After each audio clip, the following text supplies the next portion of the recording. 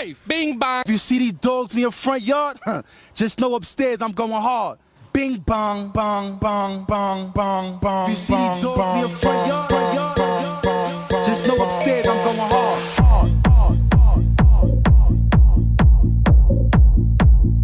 Are you vaccinated? Yes, sir.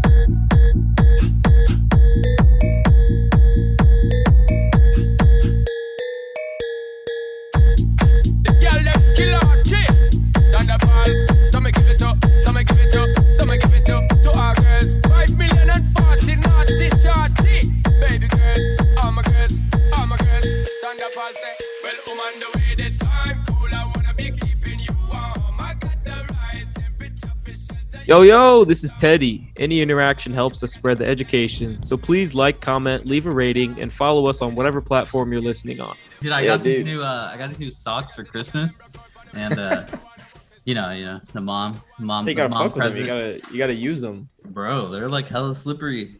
Dude, undies and socks. I used to, if like you would have told me 10 years ago about underwear and socks, I would have said that's the worst gift ever. But like, that's the shit I love. Bro, yeah. My girl gets me underwear almost every single holiday, and I like honestly, it's probably one of my favorite things I get. New underwear, dude. So nice, man. So soft and stuff. So underrated. You know what I mean? Yeah. Like as a kid, you're like, "Fuck, man, got some socks," and then you're like an adult, and you're like, "Fuck yeah, I got some socks." Throw away those bitches with the holes in them. Oh man, yeah. And so I came from that factory job or whatever. Yeah. And so all my fucking socks, dude, after that hold up. What factory you work at? I worked for a company called Solvay for 2 years. What'd you do? Basically, there was like 3 parts to this big ass shop, right? And so there was this place that would like make resin, and then they would send it to me, and I'd like film it out on these big ass fucking rolls, and then they'd send it to another machine and like make carbon fiber and shit like that with it. Damn, dude, that's crazy. I worked in a factory for 2 years, probably maybe even longer, maybe 3 years. I did, but it was just like putting products on pallet and shit. So I just like loaded stuff up on my jack and then walked around and threw stuff on the pallet. But happy that neither of us are doing that anymore. Dude, I'm telling you, man, I have like the shit that happened to my eye, and like I'm pretty sure that was like I got a chemical in my eye. I don't know. I don't have any proof that it is what it was from the job. Yeah, man. I almost feel like now in hindsight, it was definitely from the job. But whenever they gave me my severance, I signed that contract saying, "Hey, I won't see you guys in the future for anything." So yeah, now you wish you could go see them. Yeah, I have like really bad, like I don't know if it's dermatitis or eczema that pops up on my face in spots now too. So definitely happy I'm here because, dude, I don't know how people work in jobs like that for like 40 fucking years. Yeah. You know what I mean? Destroys their body. Bro, I worked those couple of years, and I didn't even work every single day. I worked because I was in college, I worked a few days a week, but man, I couldn't do that every day. Like I couldn't do that every day for more than a couple of years at most. I would have fucking died. Dude, yeah. Especially if it's somewhere where, like, I was working on a machine that was like 80 degrees Celsius, like these big ass fucking rollers. And like, I mean, they're huge. And so they're emitting so much heat. So like the area around you is also very fucking hot. So you're just sitting there all day in the summer where it's already 100 degrees outside. Dude, one of the craziest, I gotta tell you, man, like, I don't think this might be kind of funky, but one of my like fears is big machines. Like, I'm actually scared of big machines because the amount of shit inside those, like, I've seen too many videos of people getting sucked up in big machines. I was just about to bring that up too, because I was like, dude, like, you see those videos, those terrible, terrible videos, bro, where like their sleeves get caught in the roller or something. Like, fuck, man. Yeah. And that, you know how many times that shit almost happened to me too? Dude, there was a video that some logging company, some dude was throwing something into a wood chipper, and it got caught. He was wearing like a Carhartt overalls or something. He threw it and it got caught in the overalls, and the thing caught it. The wood chipper caught it and started pulling the dude in, and like he got out of it. But just imagine, like, he pulled the thing off. It pulled his like overalls with the log or whatever he threw in it, and grabbed onto it and started pulling the dude. He got out of it. I'm like, imagine dying like that. That would suck. I would be so mad if I died at a job that I hated. Can you imagine? Yeah.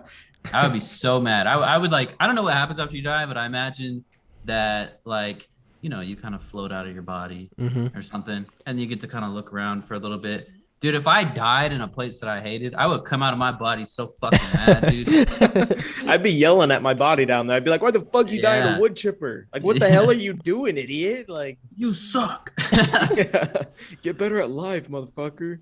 Well, man, so I saw that you are 50% on your account already this year. Yeah, so we did. I just want to clarify. We did reset. So I took my account, my challenge account. I still have two, so I still have my bigger account, right? But this, like, I really haven't touched it. I'm just trading in my my reset account. So the reset account was the challenge account, and Fappy, Bob, Irv, Mikey pretty much pressured me into resetting to 30K, right? Which I'll be honest with you, if you guys have never reset your account, it actually there are a lot of benefits. Like just mentally, it I don't know, it's nice. I quite like it. For some reason, I always traded better out of accounts I really didn't care about. And so, yeah, 50% from 30, right? Like today where Chloe closed like $5,000, like just under 5. I gave some back in the day on SPY, but that's freaking sweet though, man. And the ratio is a lot different so far starting off the year. Like, yeah, last year we made 500K. And, as far as long to short, it was probably like 80-20, like of the entire P&L. And like so far for the year, man, it's like 95-5. I think my only really crazy long trade this year so far was Hoth yesterday. That was a good trade. Yeah. You saw that one? Yeah. Dude, nutty, so nutty, man. Like I was on it and I didn't want to hold it into the open because we had QLGN, was it? And I don't know if you guys felt this way, but Qualigen really, was it Qualigen? Am I thinking of the right name? I'm not sure. I did this a few times. It's not Qualigen. Bear with me because this is important to. Oh, no, you're good. No worries, man. It was Is it GNTX? GMPX, right? So I don't know how you guys feel about GMPX, but it really did feel like such a breath of fresh air, going into the year. I mean, it really just felt like we hadn't seen something grind up like that and so easy to trade since 2020, in my opinion. That was the best trading vehicle I've seen in probably a long time, bro. And it got motherfuckers, dude, because I was like going into 2022, I was like, all right, we'll see how the first day goes, but I was really treading water. I was like, I'm just kind of going to put my feet in the water and see what's up. And then we had that, and I completely watched that long, you know what I mean? It was flag after flag. Going into the next day, I was like, I really feel like people are going to be looking for that next, GMPX. And so that's why I went for Hoth, and I went for NLSP too. And what ended up happening, all those names, because there was like, there was Hoth, NLSP, and there was like two others. Like one was a penny and one was just something with no volume, and they all just wrecked everybody. BTCS. I don't know if you guys watched that today. BTCS was nice. I watched that too. I traded it short today. I had a really nice trade on it actually. There were a lot of short opportunities today, especially. I know like Lixt LIXT was up like I was watching that. In the pre-market, and then just died today. I know. What were the other ones? There was one I'm thinking of in particular. It was MY something. NZ or something. Let me pull up my Webull real quick. Because I like to scalp a lot. Yeah, MYNZ had a nice pre-market and then just faded off all day. Yeah, and then I know iSun. I told my group iSun. It was up above 7 at open, and I looked at all of the daily candles where it would have a big pop, and it would always close near the yesterday's close too. So I was like, it's gonna close below 650, and it closed at like 615 or something like that. I didn't short any of them. That is such an underrated thing that I feel like a lot of people could start doing more of, is paying attention to those dailies, man. It's so helpful. Getting a broader view of, just the personality of the stock. You know what I'm saying? A lot of people. That's how you can find good shorts. Yeah, a lot of people just look at it and they're like, oh, yeah, okay, we got levels here and here. But it's like, look at the bigger picture, man. It's showing you, People fail to do that a lot. I see people are so fixated in one time frame, and they 9 times out of 10 will miss a lot of info. Or perma bulls, and they think that every single play is going to go up when there's. If you're a perma bull the last 3 months, you're struggling. Yeah, man. The thing about perma bulls is, dude, they're so good with their language. Like, they'll say, like, it's starting to base out. That's a fucking bear flag, dog. That is a bear flag. It's not basing out. That is a bear flag. But, like, I'm really trying to help. I'm really trying to help the people, like, in Discord, be a little more unbiased. The thing is, is like not a lot of people are out here with accounts that are like where they're able to actually short. You know what I mean? Yeah, there's a lot of people who are cash. And so I ran into that issue when I got. Go ahead. I was just gonna say, like, you have all these people where they're like, oh well, shit, Thinkorswim, I can't short on Thinkorswim. Like, there's no shares, and then they just keep trying to trade along, and it just makes no sense. Yeah, I got people like I recommend cash account for under 25K most of the time.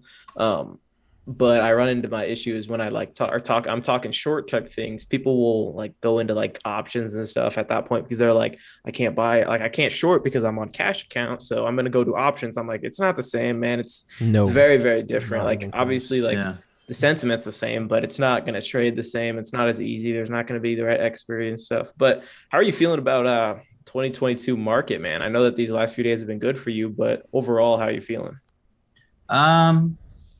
I'll be honest, man. You have people and they're like, oh, market's going to crash, or, oh, like this is the top, this is the bottom, or, oh, small caps are going to be shitty or whatnot. I just really don't care about all that. Like, I just, I think that regardless of what's going on, there's always going to be some form of opportunity. And I think it's just being able to identify the opportunity or some kind of fad, and being able to identify that fad or that theme. Some people call it, a theme, but it's not always a theme.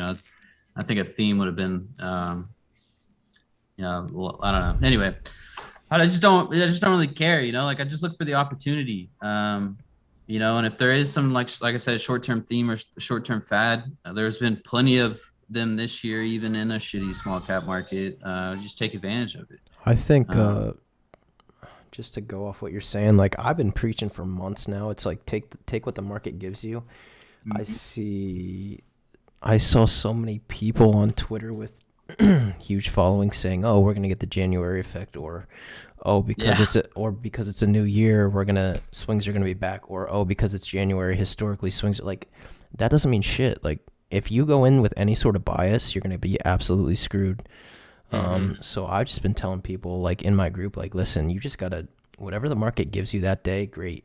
Like, I'm almost 100% cash at the end of each day, and that feels great, knowing that whatever happens the next day, I'm ready for. So there'll be opportunities, and you'll capitalize.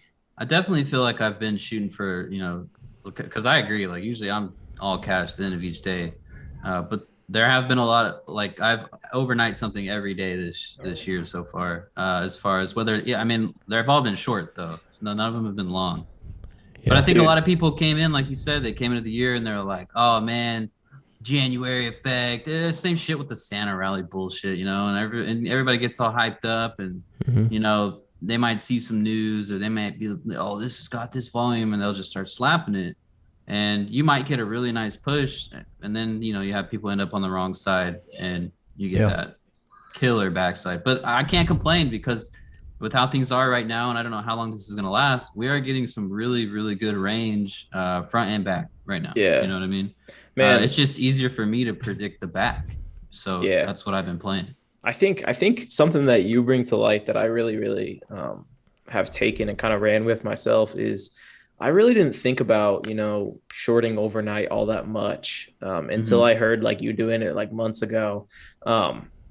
And I really recommend to people who are interested in it to just like put the gappers from, today in a watch list on their account and see where they're at tomorrow morning pre-market. Exactly. Yeah. Especially 75 or 80 are going to be down. Yeah. Yeah. I mean, don't get me wrong. You're playing. I've never been one to be like super big into swings, just because I don't like opening myself up to extra bullshit that could happen in the market. But you know, I'm not taking a humongous size on these either. You know, I always make sure to, you know, be in with a size where it's like, hey, if this gapped up $1 even, you know, it would obviously suck, but like we would be okay. You know, it's not something that would put us way back. But it's just kind of like just squeezing all that toothpaste out of the tube. You know what I'm saying? Like I just want those big picture moves. I've been here doing this long enough now to where it's like, yeah, hitting that trade is great, but I've been staying familiar with a lot of the names that I've been trading and going back and looking, and there's just so much more range than a lot of people think. It's just knowing when to expect it, you know? Yeah. Personality. Some people are a little too early. Like BTCS, I hit it from 490s down to 410s, and you know, as soon as it, like I scaled some in there, and I held some, and as soon as it, you know, failed to put in a lower high, I just basically took the rest off. But it's one of those things too. Not to cut you off, but like yeah, when fine. You open yourself up to the possibility of playing both sides, like I tweeted this the other day, like the people that play both sides aren't complaining now. The people that are complaining are perma bulls or whatever you want to call them. The people that aren't open to the idea of playing both sides. Or perma swingers. Yeah, I mean, that's super important to have the ability to do both.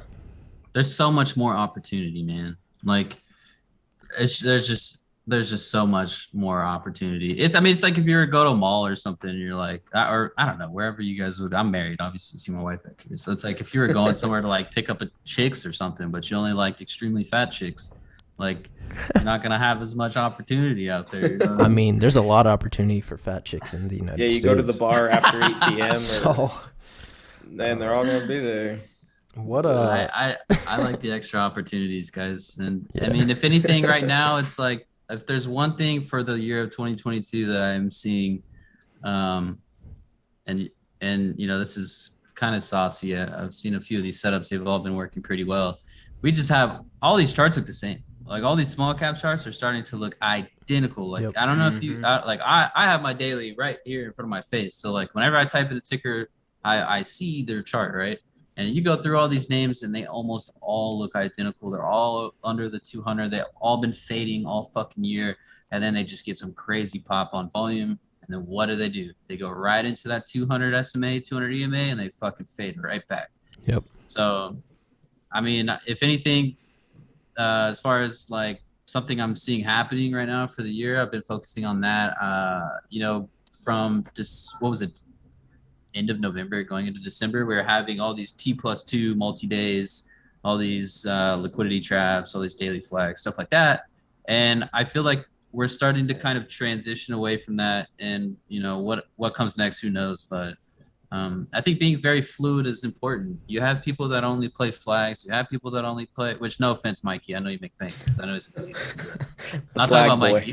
Because even Mikey's starting to branch out. Like Mikey's shorting plays with me and shit. Mm-hmm. But my point is, you know, if you only stick to one thing, you know, I've always thought, you know, if you only stick to one thing, your chances of making money all year round are just gonna go down. You know what I mean? Whereas I play a bunch of different setups. I have some favorite setups long. I have some favorite setups short. But there's those wallet patterns in between where it's like I don't need everything to be perfect. I know I can get in, get a little cash, and come out. You know what I mean? Mm-hmm. Yeah. And when that perfect setup does come, I just try and hit it as best as I can. And that's where a lot of the big chunks of the money for the year come from. You know what I mean? Yeah. I tell you what I've been seeing lately. Pennies off the bottom have kind of been popping, like FAMI today. Yeah. They've been like running them one by one. Yeah, there's been like some like under 50-cent plays have just been kind of, you know, one by one just pop and then fade a little bit, but then pop again. Like FAMI popped 4% a couple days ago and then faded and then popped, you know, 15 pre-market today. So I think we might start to see a little more of that. Like the first one that I thought of to go look at too was MedX and made new lows today. I had that in the back of my head, man. What like, oh shit, new lows. What do you are you the kind of person that like sets goals and stuff? Like would you say you have a specific goal for this year? Anything specific? Okay, yeah. For the year I do. I thought you were talking about like daily. Daily I don't. I don't even have like a max loss for any day. It's as long as I can you know, still rationally think. For the year, I really want to hit 1 million this year, guys. I'm not gonna lie, like that's it for me. I really want to hit that 1 million. Not overall. I'm talking for the year. Yeah. I want 1 mil P&L for the year. But I know that if I put it at 1 mil, I won't hit it. So I'm shooting for 1.5. Yeah, you're gonna do it, man. 1.5. And you know, a lot of people, that sounds crazy, but you know, 5K a day is like 1.2 mil a year or something like that. So yeah, people need to realize too, like when you should be like delusionally confident in yourself. Like me and Teddy sitting here are like, yeah, that's attainable for you. There's going to be people that are like, how is that possible? But that's the thing. Like you need to be so delusionally like confident in your ability that you set high goals for yourself, because if you set high goals, that's like something to work towards. Yeah. No, and I'd rather be delusionally confident in myself than constantly questioning myself at every turn. Like I'd rather be the person that rides or dies than the person who just doesn't even have enough guts to do anything. Yeah. I feel like at this point, you know, I'm really confident in what I'm doing and my ability to do it. And at this point, I'm trying to have more confidence in, man, this is going to sound really weird. I don't know if this is the right way to put it, but in how other people are going to react in certain areas, if that makes sense. So it's like, I know that I can execute a trade well, right? So let's say, I don't know, let's look at AACG or something like from yesterday, because I was going to overnight short this and I ended up not. But AACG came right into that 200, you know, went a little bit above it in after hours. And here I am sitting here like confident in my ability to trade it, but is it like, am I confident people are going to react in the way I need them to for it to work out? You know what I mean? Yeah. Because, you know, I preach this all the time where it's like a big part of the market is people reacting in some way at some area at some time for some reason. And it's like, if you can figure out how people are feeling or how they're going to react in any given scenario, you basically, I mean, you put yourself at a huge advantage. You know what I mean? Yeah. And so at this point, I'm not really so much worried about my execution as much as I am reading things the right way. You know what I mean? And being confident in that, because that's what it's about for me. There's a good quote from some like some UFC fighter, some famous fighter. I forget who said this, but he's like, I'm trying to think about what the opponent's gonna do, and like that's a good way to put it. Like I'm trying to think of what 100%. He's gonna do. 100%. You know what I mean? 100%. The masses. Yep.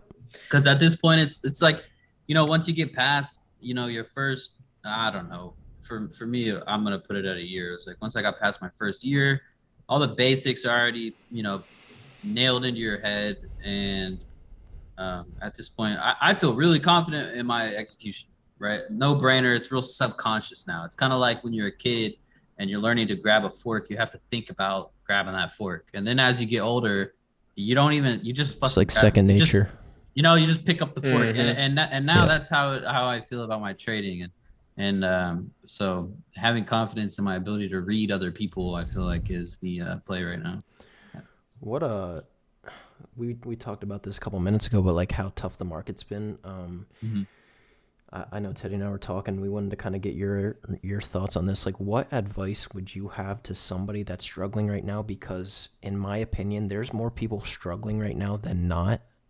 And if you don't know how to play both sides in this market, you 100% are struggling. So, like, what kind of would be your advice to maybe somebody that is struggling at this moment? I feel like a lot of the people that I have seen struggling in our community personally are a lot of these people that are, so there's two things. One of them is they're battling these headache names, right?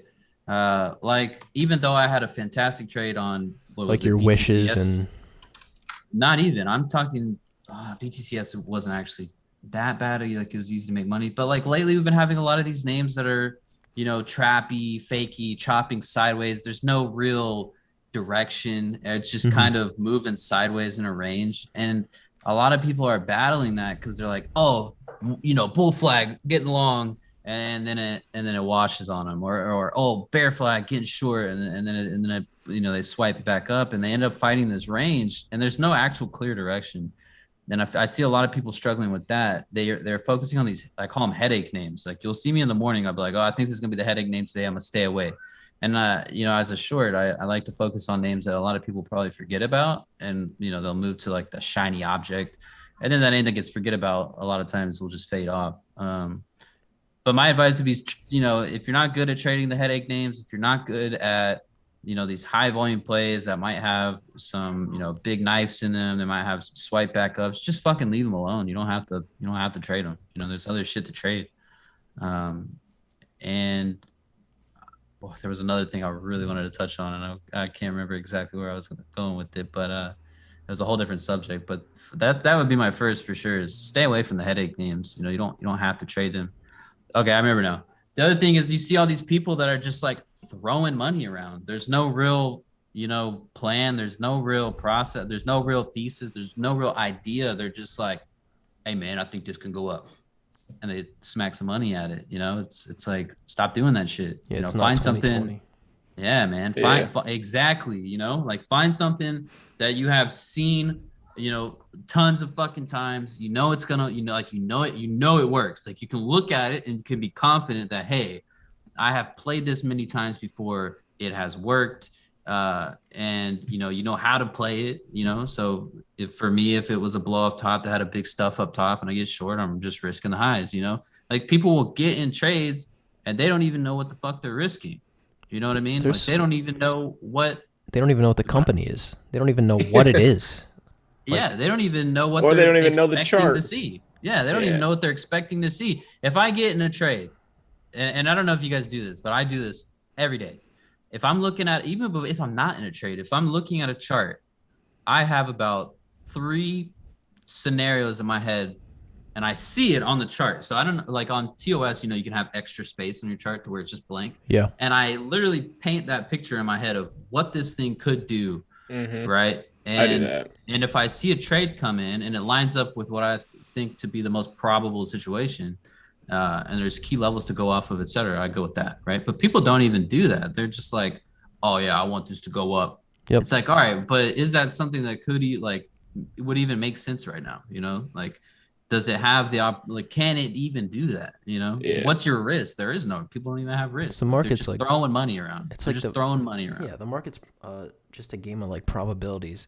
If there's a minute probability that something goes up, why are you taking that? I completely agree with what you're saying about. And I'll be honest with you guys, that's why I love shorting right now, and just overall in general, and why I could see a huge amount of my P&L for the year coming from the short side. Don't get me wrong, I'm a savage on the long side. I love playing long. There are some very nice setups long. But I was talking to somebody the other day, and we were just kind of, thinking out loud. It's nothing that was like pure facts, but it makes sense in my head where it's like, people were like, why do you only play these quote unquote catcher's mitt plays on like SPY and Tesla and Apple? And why don't you play them on small caps? And I was trying to explain to them, I was like, well, look, people are always going to be buying Tesla. People are always going to be buying Apple, SPY. Like people are taking this and putting it in a long-term portfolio. Like people aren't doing that with small caps, Can you explain the catcher's mitt? The catcher's mitt is basically like this move you see on SPY into close. I didn't take this, obviously, just because I didn't like how it was breaking key levels on a daily. But it's basically when you get that extremely extended, like max pain type stop out, like pull, right? And it usually takes over the course of like an hour to develop.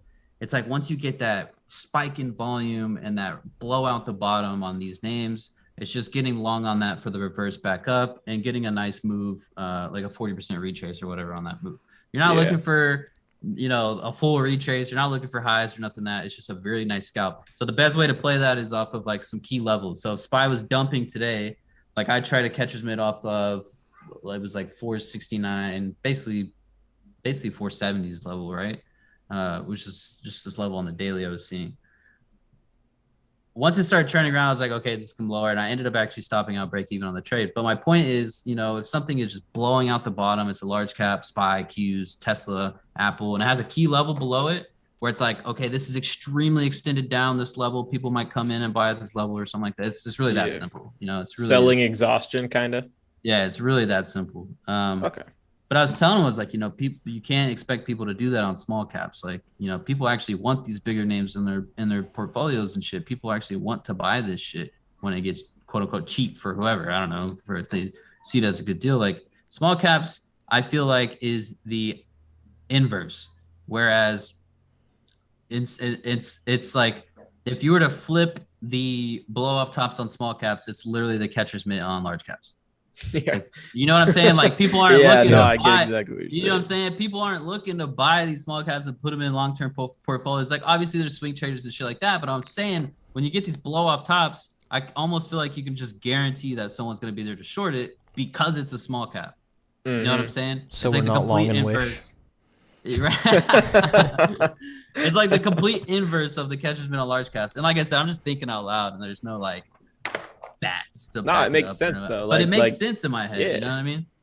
Yeah, exhaustion, which with small caps, exhaustion comes easier on the buying side. Buyers exhaust quicker than usually sellers do because people will, pound small caps into the ground when large caps usually don't get pounded into the ground as much. Usually sellers exhaust and then buyers step up.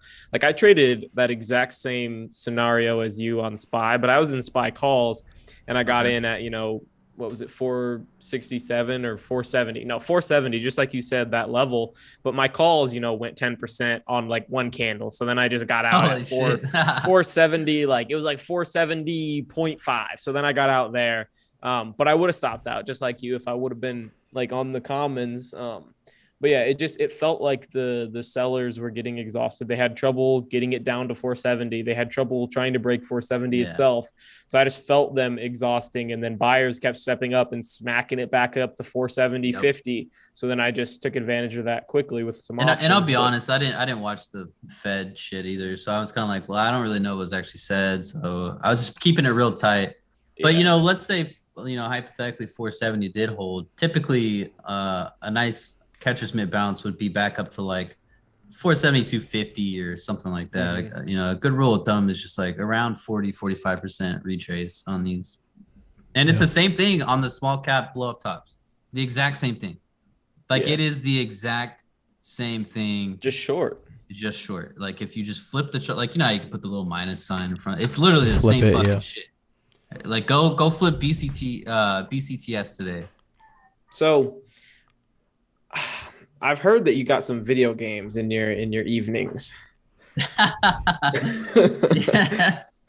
hear that you're apparently really good at a few games. I don't remember the names, but people told me that you would like fuck them up in it enough to where they would want to rage quit or something like that. I don't know what it was, but what are they? Yeah, I'm what you would call a sweat.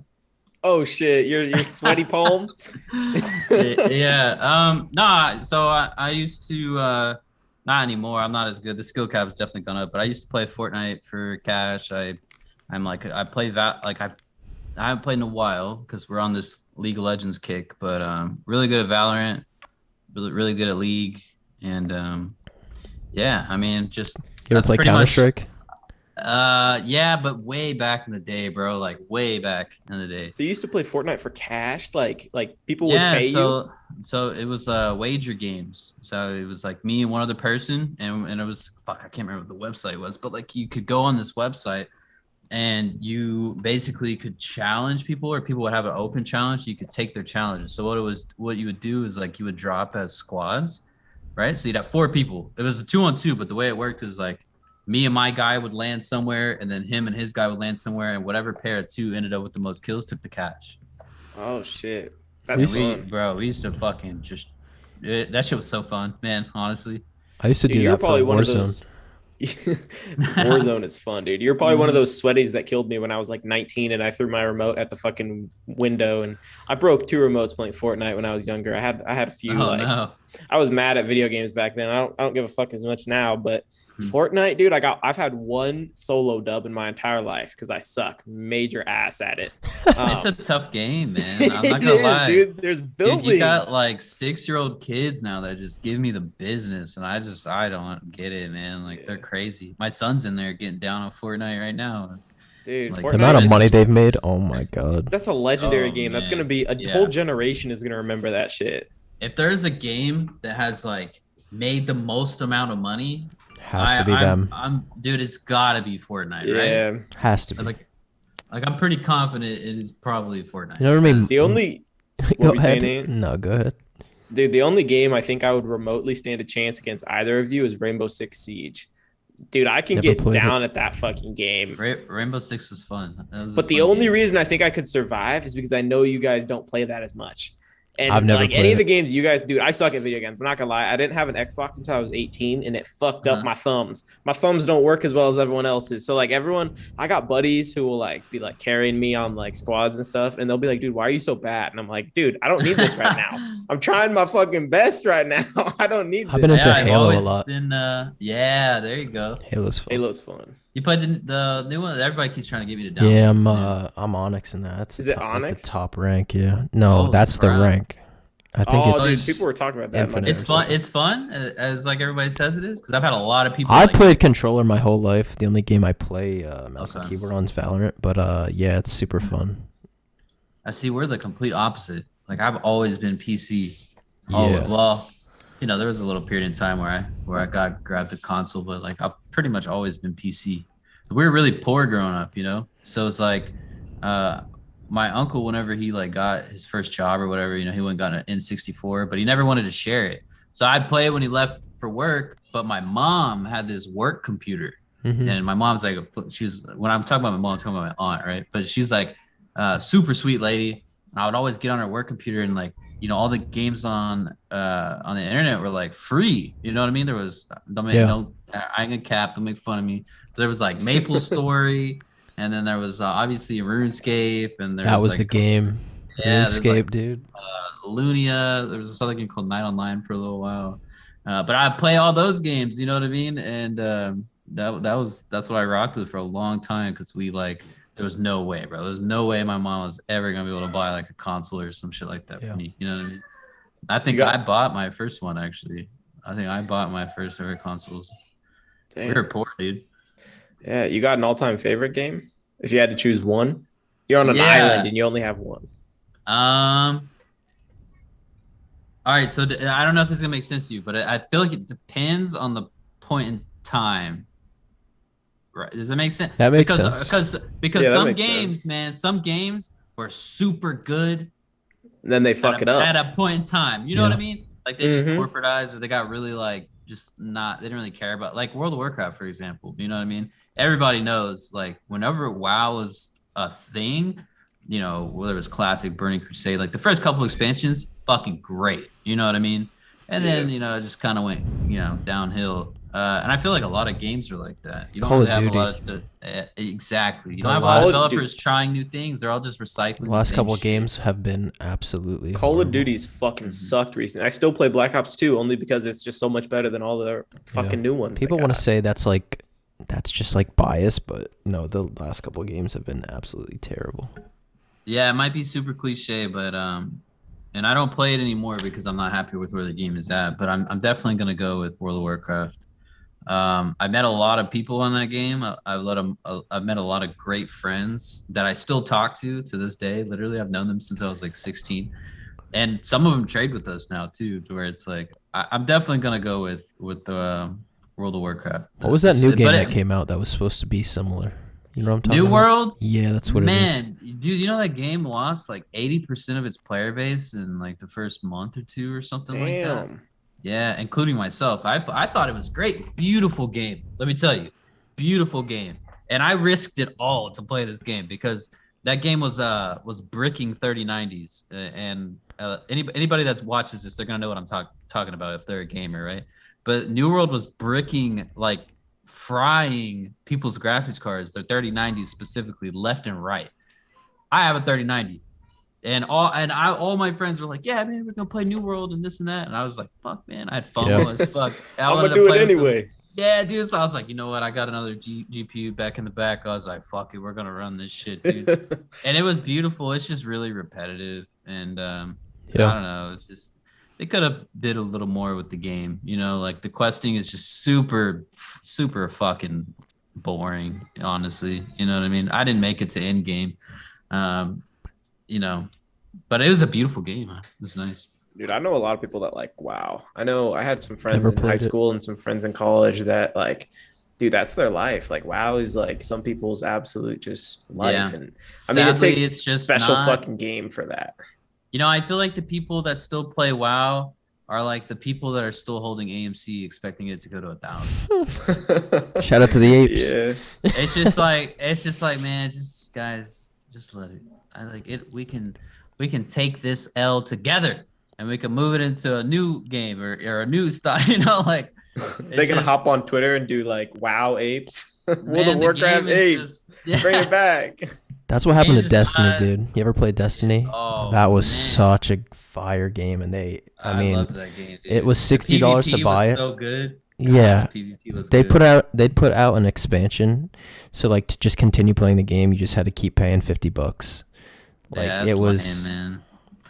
But that's my point. Is there's so many great games for a period of times. But I think if I was to say like, favorite game, definitely WoW. The favorite period of time for games, probably back in the N64 days. And I think it's just because everything was so new and everything was so fresh.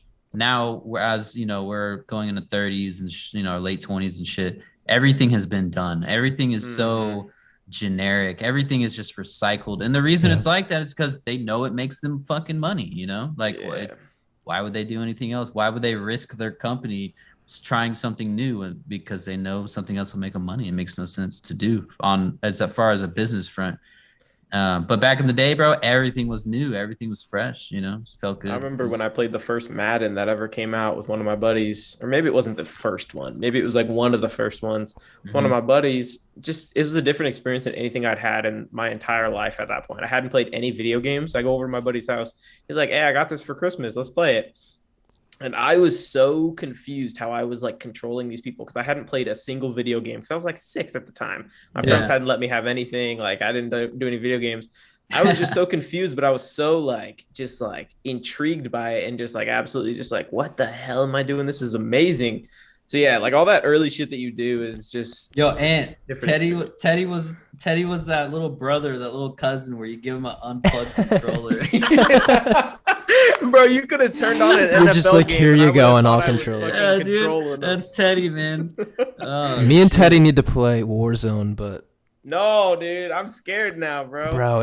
I haven't played it in months. It's been horrible. Fuck, dude. I'm not good at most shooters. I'm really bad. Warzone is like 5% of the time you'll have fun, and the other 95% you're just It used to be fucking fun. mad. Yeah. Dude, the first Warzone, like the first like exact game like that just came out was super Mhm. fun, and then they fucked it up a bunch. But I'll agree with that it is. Yeah, for sure. I agree with that for sure. Fizz, man, we want to let you talk quite a bit about Shorten. We want to hear like kind of some of your strategies, some of just like what you look for. I know we already talked about like the catcher's mitt, that kind of thing, but we want you to just kind of expand a little more. Just give us the lowdown of your shorting, the strategies you like the most, how you execute them, that kind of thing. Yeah, I mean, I'll be honest. What we just talked about, obviously, there's a bunch of detail that we can go into. That is my all-time favorite. That nice blow off the top where it's like if you were to go on Google, right? And let's go on Google. Let me type in parabolic or para. You know what I mean? That absolute where it literally starts to get straight. You had all these shorts that are adding. They're finally hitting their stops, and everything just fucking rockets and blows off that top. Is what I say, right? That's my favorite setup.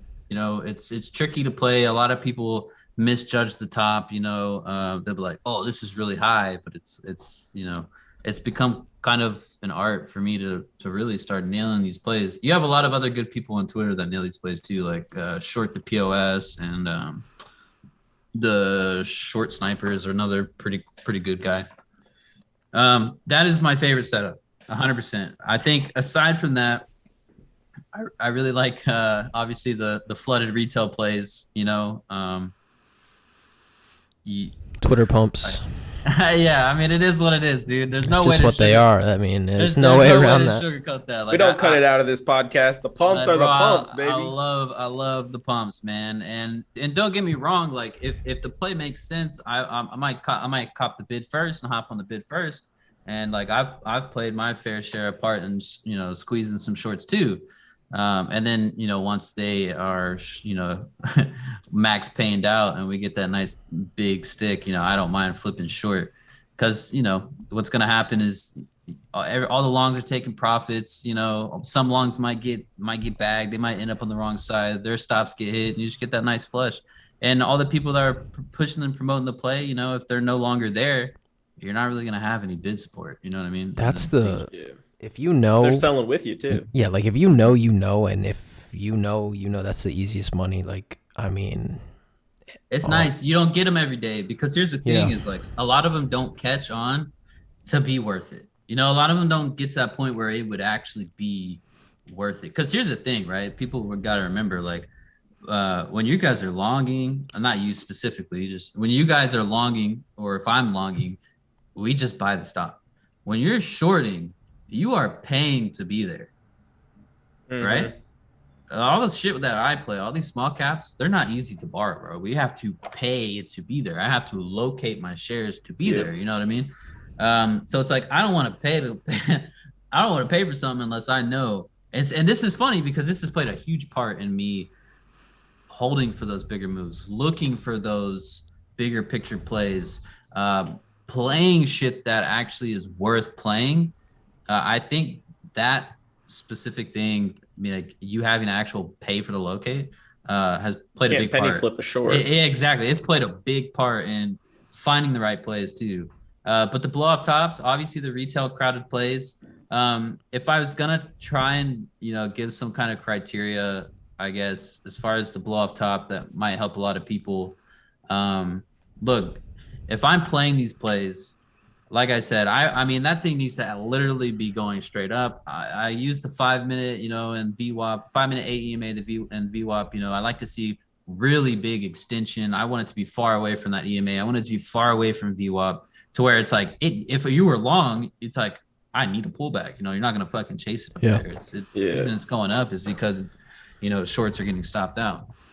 You can. I know something that might help people with that too is if you've never used Bollinger Bands, to anyone who's listening, something I use when I'm shorting a lot is Bollinger Bands, and when it pops above that top Bollinger Band, it's not always like obviously there's no indicator that's 100%, but usually it needs a pullback of some sort. When 5, 10, 15 minute, if a few of them line up, a few of those charts all line up as in they're getting to the top of the Bollinger Band, that's exactly what he's talking about. It's gone parabolic at that point. So that's possibly a good indicator you could use if you're just wanting to watch and look out for these plays. But yeah, that's good, man. Me personally, I just I feel like I always overthink things. Like the more indicators I add, but if it's worked for you and you've back tested it, then I trust your word. You know what I mean? I think it's the biggest problem with playing these is people just get in too early. And so, I tell people you have to have a set of rules, like general rules, like, very broad generalized rules. And then you have to have rules for like any specific play that you're playing. And so for these, I will only try and find the top twice, right? On feelers, unless we're squeezing into a very key level on the daily, whether that's a huge wick, whether that's a 200 SMA or EMA. If you have a key level to go off of, you're 100% going to be better off, like almost 100% of the time. You know what I mean? As far as, because you have a clear risk, if you don't have a clear risk, what a lot of people do is they'll be like, oh, well, maybe I'll just risk this, or, oh, maybe I'll just move it up a little bit. When you have a clear risk, you're a lot less likely to do that. Obviously, if you have the discipline, you're not going to do that anyway. But a lot of people don't have that discipline. You know what I'm saying? It's a feel thing too. I think like when you're staring at charts all day, every day. Obviously, we use technicals and we use different indicators, but like it can start to become a feel thing. Like you can almost look at something and just kind of predict what's going to happen. So it's a lot of screen time. I agree 100%. Like, man, it might sound really stupid, but bro, I try and just keep shit really simple. Like as far as these blow off top plays, it's going to come back in, right? Yeah. It's going to pull back. The key is like I take some off whenever it does come back in, and I make sure to hold some. And if it fucking just starts melting, bro, I just ride that bitch down. You know what I mean? But like when you get and that's the same thing with the catcher's mitt long. It's like you are going to get a bounce. You know what I mean?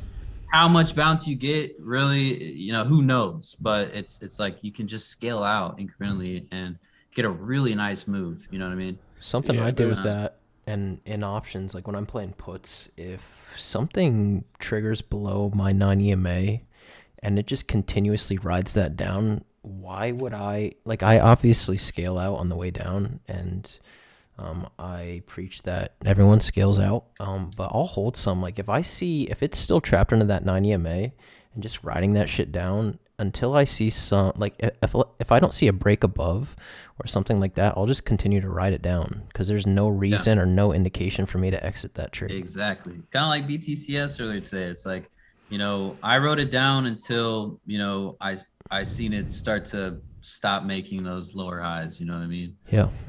But that's a good point though, is these headache names that we were talking about earlier, that's the only time I'll play these now, is if we get that parabolic move, we get that kind of blow off top. Like BTCS, I just went against the 5 level pretty much. Like we had a nice exchange and nice stuff, like 505 on volume. And so pretty much it was like I got in, that was my risk. You know, I was like, hey, we got room to come back in, and I have a clear risk now. We have some exchange up here. Why not? You know what I mean? Yeah, that's the key thing is with shorts. I know you touched on this. You're paying to be there, just like you said. So you gotta ride that down. There's a lot of times where I'll take a short on a position or on like a stock that people have been talking about a lot, whether it's, you know, social media, Discords, whatever it is, people are trying to push it. And it'll get stuck beneath that 9, that 8, whichever you use. I know there's kind of a discrepancy of who uses what. It doesn't really matter.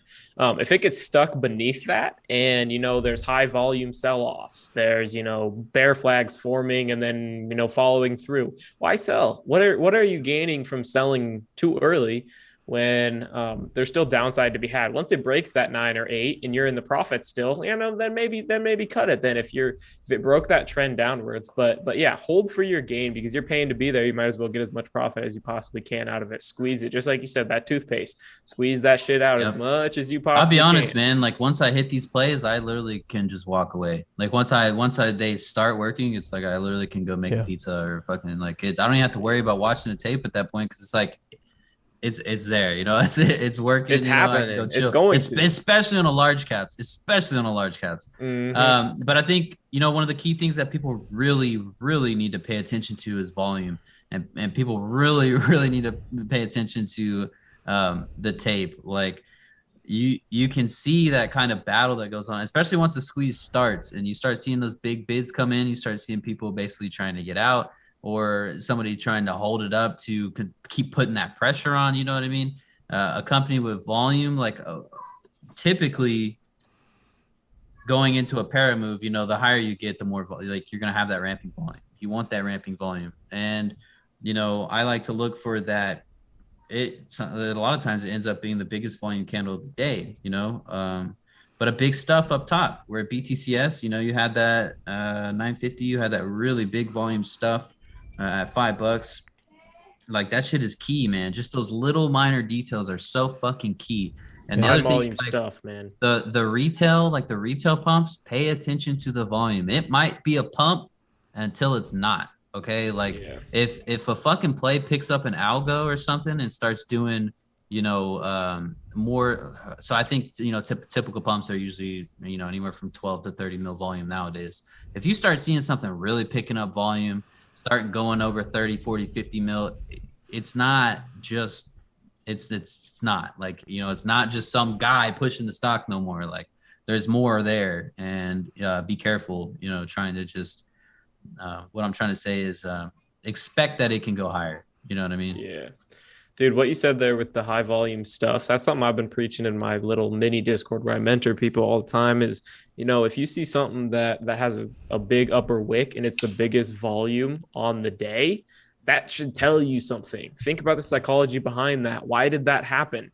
It's because before the candle closed, sellers came in and fucking shoved that down. And if it's the highest volume, you know that the buyers were fighting real hard to keep it up, and the sellers came in, stomped them on like a foot on a bug, and they said, nah man, we're gonna push it down, and they did. So that should tell you something major about what's possibly gonna happen throughout the if next, I see something 10 like that, even if I can't get the fucking top, if it was the right kind of move, you know what I mean? Like I will still take the fucking EVTL is a perfect example actually of this. You had a huge stuff, and I saw it coming in, and this is something where it's like there really wasn't a huge volume ramp. It was pretty much just going on air. And then you had that big exit. So it was like, I don't know who was pumping it or what was going on with it really. But once I saw that huge exit, even though I couldn't really get close to the top, I still took it, because at that point I still have the clear risk. I just sized accordingly. And it's like, this thing has so much weight up here compared to what it was moving on that I'm still confident in it. You know what I mean? You get something like that, man. And it's like, what's going to happen is you're just going to get this waterfall effect where it's like, who knows who's pumping it? Who knows who's sending it? But once those people see that shit, man, people know now. People are learning. They're gonna fucking exit too. They're not trying to get back. They're not trying to get stuck in that shit. You know what I mean? Yeah. Sure. And they exit. Yeah. It is what it is. The backside volume is so important. Go ahead. I'm sorry. No, you're good. I was just gonna say, like, the backside is so lucrative, and like once you learn how to play that, the last 3 days in my Discord, we played Affirm puts. Yesterday it dropped about $20. I mean, those puts did like 800%. Obviously, we're not all holding a full position for 800%, but like. Right. Once it fell into two gaps 2 separate times, and like the backside on things like that is so lucrative, and that's why we really hammer like learning to play both sides, whether you're shorting, playing puts, whatever it may be. It's important, dude. It's more important than if you're going to be a full-time trader, at least, right? If you're going to be a full-time trader, if you're going to do this to make, money every day, I definitely think people need to learn both sides. Have to. And you have, people pushing the narratives and shit like that. But it's like, you're going to get to a point in your career where you just kind of realize what's going on, and you kind of understand how people operate. Yeah. And that's another, like I said, man, I say this all the fucking time, why I push the psychology thing so much, because it's so important, man. Like it's so important. I know how all these people operate, bro. All these traders, like I know how they all work, and it's just like, whether you're on the same side and then flip, or maybe you missed the front side and then you flip, like there's money to be made where there's volume and range. You know what I mean? It doesn't matter how it got there. It doesn't matter how the volume or range got there. There's money to be made if it's there. We're trying to, like, Teddy and I talked about this last time. Like, we're trying to like flip that narrative of like, okay, just follow what the biggest dude on Twitter is calling, and we're trying to shift that to like, you need to take the time to actually learn. Like, you need to like really dedicate yourself, because if you think, one, that you're gonna get rich off that, and two, you're gonna sustain that long term, like I think we're already seeing that, like that switch get flipped of people are really like starting to pick up on what's going on, and people really want to learn because they've either been screwed or they kind of see that narrative shifting. Well, it helps that you have people like us who are really accelerating that shift. You know what I mean? Calling shit out sometimes. Yeah, I mean quite a bit. I agree. Hold on, I gotta plug these in. This is dying on me. No worries, man. I'll just I just made a good, sorry. No, I was just gonna say I'll cut this here and then you can continue. Okay. I was just gonna say, I made a YouTube video and I posted it a couple days ago, and in the end I was telling people, there's no longevity in just chasing what somebody else is doing. You have to. You might. I mean, don't get me wrong. I make money off it too, right? But I know what I'm doing, and I don't need that. Like, what if your favorite food just fucking disappeared, or die? Like, and they are disappearing. Die. You know what I'm saying? Like, people die, bro. Like, what if they die? I don't want to wish them to die or anything like that. But what if they died? What if they got fucking locked up? What if they're spending their food or money, get a DUI, go to jail or some shit? Like, what are you gonna do? Because here's the thing: is you have people that chase like a specific furu. You know what I mean? what if that guy goes on vacation? You're just not making money the whole time this guy's busy banging his wife on the beach. Like, You don't know got what I rent mean? this month, apparently. You're like, Yeah. dang, well, that fruiter's not there. I guess I'll go scalp this other fruiter. Like, you're not making as much money. It's like, why? When you literally can do so many. See, you guys have it good too. The way you guys are playing large caps and shit. Mm-hmm. That honestly is unpumpable. I gotta cut you guys off real quick. Banging on the beach is the worst thing ever. Just so everybody knows. Sand Is gets it really? everywhere. I've Yeah, never dude. done. I'm not Sand in your ass and Sandy shit, Oh, dude. If you don't got dude. like the best, you need to have a massive ass blanket, and then you have. So to this is also why not- you go to San Diego. There is not a beach where you live.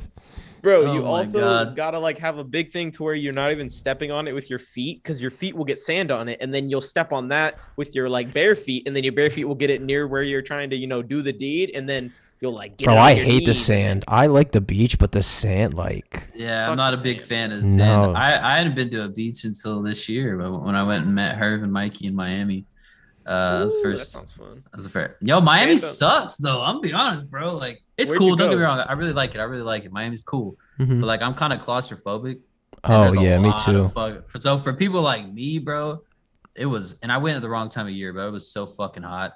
Like, You go dude, South Beach? Yes, no, yes. South Beach is the one that used to be a nude beach that isn't anymore, right? I'm not sure, but I know. No I went idea. and South Beach is always fucking packed. If you go North Beach, it's a little better. We went to every beach. but it's I'm- still it's still like a little bit like not as cool as you think. I'm not a Yeah, fan of I really- cities. For me, it was super nice to see Herb and Mikey, and it was super nice to drive the crazy cars and shit like that. And the food was great. I'm gonna be honest, the food was great, but I'm just not like a big fan of a lot of Mhm. people. I'm more of a like so- Wyoming in a cabin kind of guy, to be honest. Yeah, exactly. I think it would have been cooler like around this time of year too, where it's not hot as shit. I feel like I literally still have the sunburn from where I fucking went. Like, it was, dude, I got burnt so bad, man. I But it tell was- you, man. But it was cool meeting them, banging on a beach, dude. That's That's so funny. It's not ideal. Sand on your wiener is not what you want, man. I tell long you that. story short, guys. Just Sand learn how on to your wiener. learn how to. I was gonna say, just learn how to trade on your own. In summary, don't have to rely on the fool who's banging his wife on the beach, who gets sand on his wiener and then gets mad and then gets a cut on his wiener and has to go to the hospital. Yeah. Long story short, bro. No, but even shorting, you guys are playing large caps where, one person can't just come in and, Except Elon. move a stock crack, except Elon. Yeah, except that guy, fucking Powell. But, I'm getting a lot more followers on Twitter now, and there's a lot of people that are following the Discord. And even if they don't say it, it's quite obvious in the tape when I might short something and it's not a high day blowout.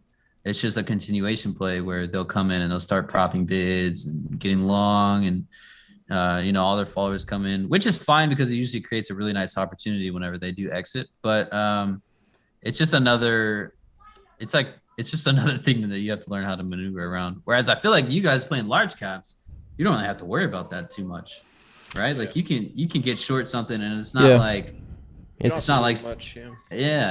which See, is cool to me. I to be kinda honest. Nobody do- can fuck with the bid ask. Nobody can do nothing really. I mean, unless it's something crazy like a meeting like today, or Powell or people Elon. don't. I'm like a big time scalper, so like I scalp. I'll scalp pennies in the morning. Like I scalped BTCS or whatever it is this morning. Like I live trade and we all were scalping that. But I've really loved mid and large caps because I'm a big time technical trader, and like I don't gotta worry about, like you said, some dude on Twitter affecting what I'm seeing. Because like I've said this before, with pennies, you can have a perfect technical setup.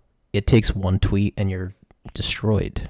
I mean, Mhm. and there's nothing you can do Yeah, about Fat it. knife. Yep. It'll be they'll have Yep. something. I mean, people keep shit up their sleeve. They know if they'll like put stuff on Discord, and then they'll know they got the tweet in their back pocket in case they're not getting enough profit to where Yep. they can get out, or they don't got enough buyers, that kind of thing. And then all of a sudden you'll see all the tweets roll in, and boom, everybody's out, and it's knifing. Or you're It's that knifing dude. And then quick. And then it even gets more intricate where you have, big fruits who are supposed to be long that, you know, are creating liquidity, getting short, and then all those longs that end up on the wrong side are like continuing that move down. You know what I mean?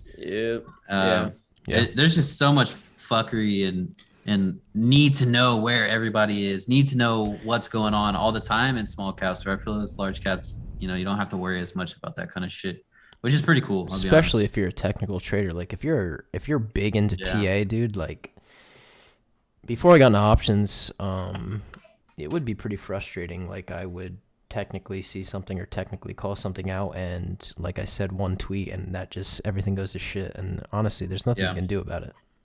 There's really not, other than figure out how to maneuver around it and, you know, like kind of get an idea of where people are, you know, gonna exit and stuff like that. You know, aside from the intraday, you know, block tops or pumps or stuff like that, I really think it's important that people, you know, if you're shorting, get familiar with those multi-day kind of plays where it's like the bigger picture kind of play where it might not come in the day the stock's running, it might not come in the second day after the stock's running, or even the third day. A good example of this, guys, would be SOPA, right? But once it came, fuck me, it came. And CNTX is another one, I think it was, where, you know, we had a really great short squeeze. And then, you know, stock went from 1087 to new 52-week lows today, actually, at 245. I'm not saying that you have to swing these, but, you know, you start getting names like SOPA that randomly pop or randomly have these really nice pops on any given day. And man, those are really nice scalps. Those are really nice opportunities to make a little bit of money. And if it was after a huge move like SOPA had, or even CNTX, a lot of times, hey, that might be an entry for you to get in, scalp some profit, and then hold some for, you know, a multi-day swing or something like that. I have a question quick. I wanted to ask this and I forgot. I actually have two really quick questions. The first one is, what like outside of the Discord you're in, Real Ones, if people want to learn about shorting, do you have any like suggestions? Yeah.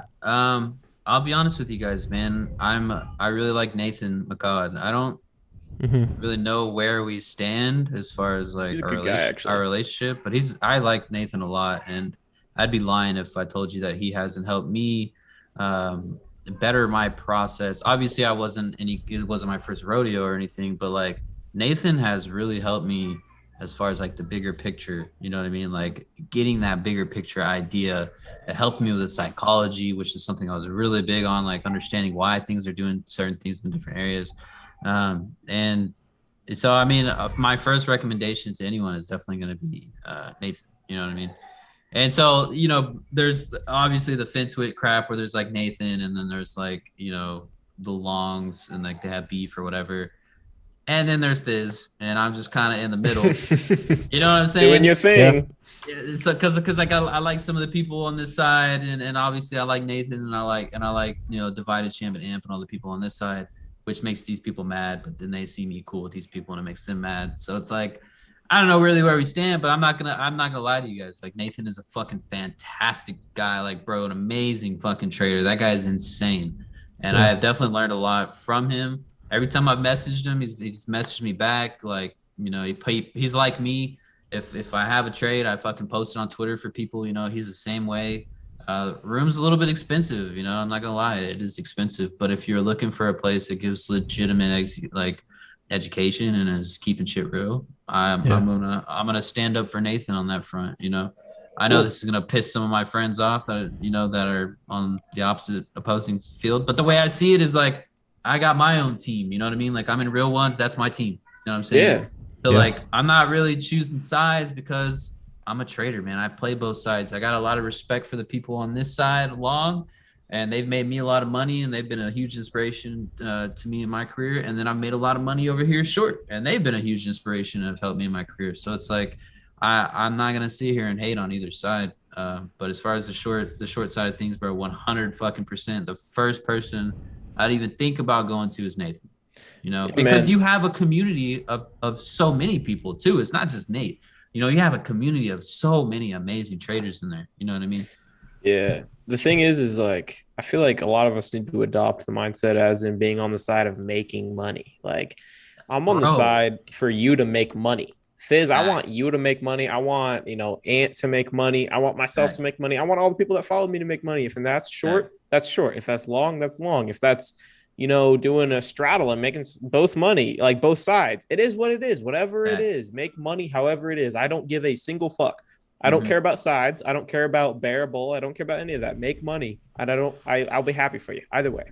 Yeah. Exactly. And I know that, in order for us to make money, somebody's got to lose. You know what I mean? But I think that just everybody's entitled to have their own opinion, their own ideas. You know what I mean? And I'm just going to rock with mine and go from there. Like, I don't win all the fucking time. I lose too. You know what I mean? Yeah. But I'm not going to hate on either side. Like, I definitely invested underground. Like I said, it's a little bit expensive. I thought about talking to dude and seeing if I could like get a code or something and maybe like, some kind of discount for people or something. Cause there's a lot of people that I know that I want to join too. But that would be my first stop. You know what I mean? To be honest, outside of that, a lot of people underestimate how much they can learn just by looking at somebody's fucking chart. You know what I mean? YouTube's your best friend. Like YouTube is, too, bro. It's your best friend. YouTube's got some good ass videos out there nowadays. And this is a good video. You're gonna learn some shit from this video. Hell yeah. Yeah. You're definitely right. YouTube is another. I thought we were talking about as far as like insider community, but yeah, you're totally right. Like there's so much on YouTube, man. The internet has completely changed everything. I mean, there's not really a single thing I can think of that you wouldn't be able to learn how to do just by going on Google or YouTube. You know what I mean? For real. The other thing I wanted to ask real quick is I get this question all the time, and like I like to ask the guest. People always will say to me like, listen, 8 out of 10 times I'm right whether I'm taking a position. Like I'll take a position and I'll be green, but due to my account size, say I'm up 15%, I'm not up a large dollar amount. And I'll get the question all the time of like, okay, I'm up, but I need to hold longer to make any substantial amount of money. And I always tell people, I'm like, listen, if these base hits like Teddy and I talk about, these add up.